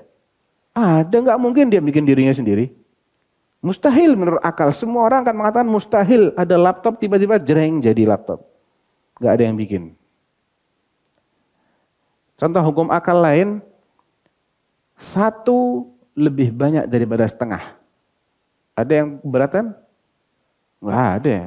Logika. Semua orang berakal pasti akan mengatakan satu lebih banyak daripada setengah, dua lebih banyak daripada satu. Contoh lain lagi hukum akal, tidak mungkin dua sifat yang kontradiktif ketemu dalam satu waktu, dalam satu objek. Ketemu dalam satu waktu, dalam satu objek. Tidak mungkin kan?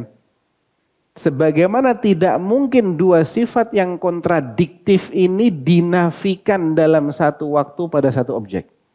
Contoh, ini laptop, benda mati atau hidup, antum pilih salah satu.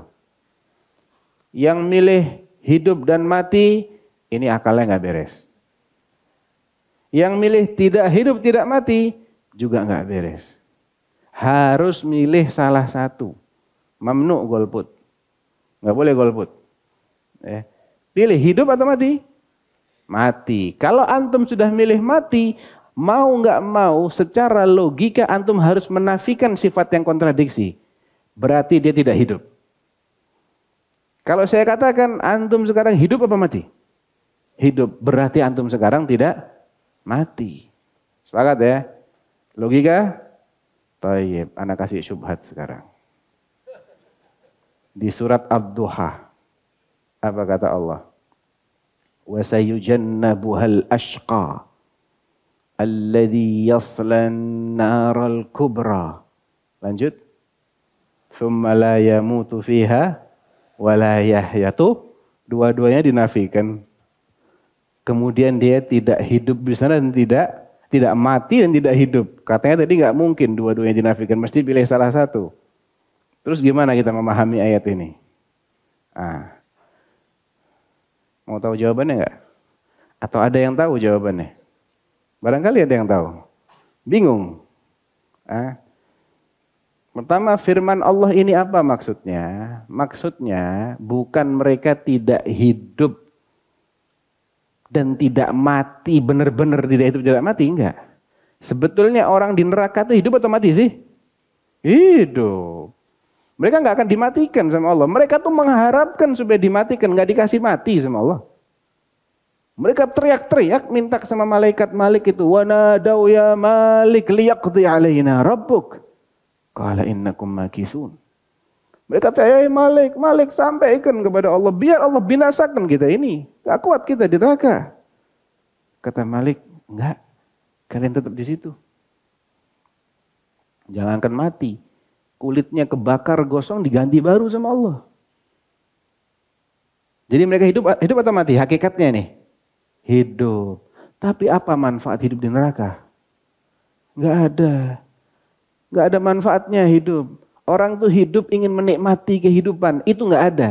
Seakan-akan mereka tidak hidup karena enggak bisa menikmati apapun selama hidupnya. Hidup mereka tujuannya cuma satu, supaya mereka terus merasakan azab. Wal'iyadzubillah.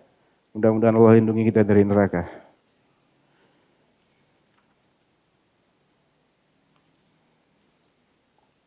Yang terakhir nih ya. Wah, 2 pertanyaannya. Oh, ada lagi. Iman, ilmu, dan amal bagaimana urut-urutannya yang benar? Iman itu menurut Ahlus Sunnah tidak bisa lepas dari amal. Ya, karena iman itu artinya qaulun wa amalun. Qaul itu artinya ucapan, dan ucapan itu bisa ucapan lisan, bisa ucapan hati.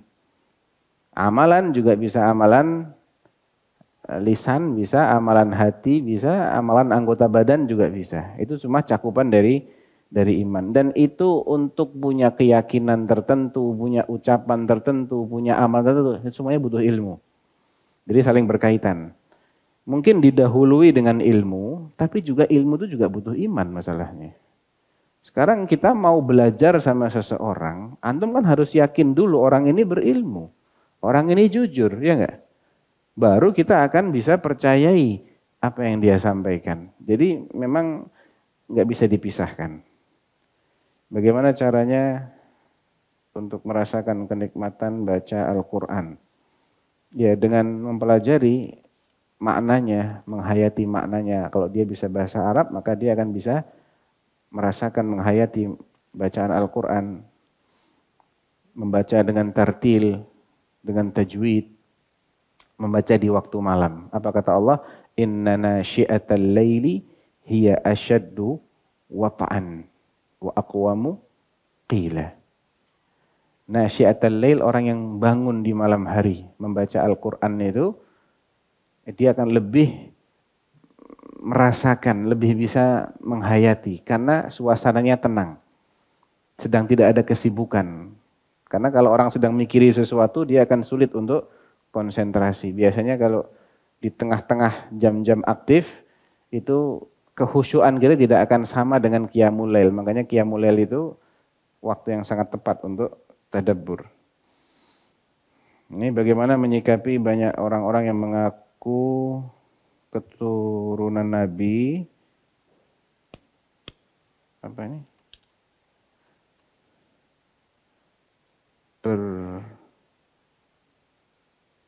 Kurang jelas tulisannya ini.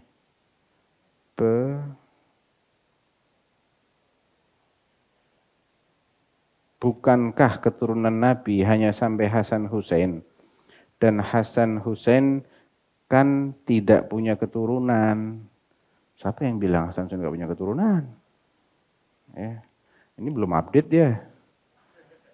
Hasan Hussein punya keturunan. Ya, mungkin maksudnya kan Nabi nggak punya anak laki-laki yang punya keturunan, mungkin begitu. Ya kalau Hasan Hussein punya keturunan lah. Hussein itu punya anak namanya Ali Zainal Abidin. Ya, dari ibu yang keturunan Persia itu. Ibunya Ali Zainal Abidin ini putri Kaisar Persia terakhir. Yazdajurd Ats-Tsalits atau Yazdegrid 3. Dia punya anak perempuan 3. Salah satunya dinikahi oleh Husain bin Ali. Muslimah semua ini. Melahirkan Ali Zainal Abidin. Salah satu imam dari kalangan tabi'in. Itu anaknya Husain bin Ali. Anaknya Hasan banyak. Hasan tuh banyak istrinya malah. Artinya pernah menikah totalnya itu banyak istrinya. Dan mereka itu yang pernah dinikahi oleh Hasan bin Ali itu juga bangga. Ya, bangga karena punya keturunan dari Hasan bin Ali. Di antara keturunannya Hasan bin Ali itu raja-raja Maroko itu. Maghrib. Ya, negara Maghrib itu nasabnya sampai kepada Hasan bin Ali Al-Idrisi. Kalau yang di Yordania itu nggak tahu nyambungnya ke Husain ataukah ke Hasan, anak nggak tahu tuh. Yordania itu juga Ahlul Bait juga secara nasab ya. Tapi itu bukan berarti dia mesti lebih baik daripada orang lain, tidak. Nabi mengatakan man batta'a bihi 'amaluhu lam yusri' bihi nasabuh. Siapa yang diperlambat oleh amalnya dia, nggak bisa dipercepat oleh nasabnya. Makanya kalau Ahlus Sunnah punya keyakinan sahabat yang paling afdal itu siapa? Siapa? Abu Bakar As-Siddiq, itu ijma'nya Ahlus Sunnah. Dia bukan dari Ahlul Bait. Dia bukan dari Bani Hashim. Nomor 2-nya siapa? Umar Al-Khattab. Bukan dari Ahlul Bait. Bukan dari Bani Hashim. Abu Bakar dari Bani Taimullah At-Taimi. Umar dari Bani Adi. Utsman bin Affan dari Bani Umayyah. Bukan dari Ahlul Bait juga. Baru ranking keempatnya ditempati oleh Ali bin Abi Thalib bahwa min Ahlul Bait. Jadi keturunan Nabi ada. Cuman yang mana hari ini yang keturunan, kita tidak wajib mengimani secara personal. Nggak ada sedikit pun kewajiban untuk mempercayai bahwasanya yang hari ini Fulan bin Fulan itu keturunan Nabi. Antum boleh percaya, boleh juga enggak. Nggak ada hubungannya dengan rukun iman kan? Iya kan? Nggak ada hubungannya dengan rukun iman. Nggak ada hubungannya dengan rukun Islam. Ya, mau percaya ahlan wa sahlan, nggak percaya juga nggak masalah. Yang hari ini loh ya, atau yang kemarinnya lagi juga. Tapi kalau Hasan bin Husain wajib kita percaya itu keturunan Nabi. Jelas nasabnya Nabi yang bilang masalahnya. Inna ibni hadha sayyid, kata Rasulullah kepada Hasan. Putraku ini adalah sayyid, pemimpin. Dan Nabi juga banyak sekali lah hadisnya mutawatir bahwasanya Hasan wal Husain itu adalah cucunya Rasulullah sallallahu alaihi wasallam. Baik. Udah selesai, mudah-mudahan bermanfaat ya, yang benar dari Allah Subhanahu wa taala, yang salah dari diri Anda sendiri. Subhanakallahumma rabbana wa bihamdik asyhadu an la ilaha illa anta astaghfiruka wa atubu ilaik. Assalamualaikum warahmatullahi wabarakatuh.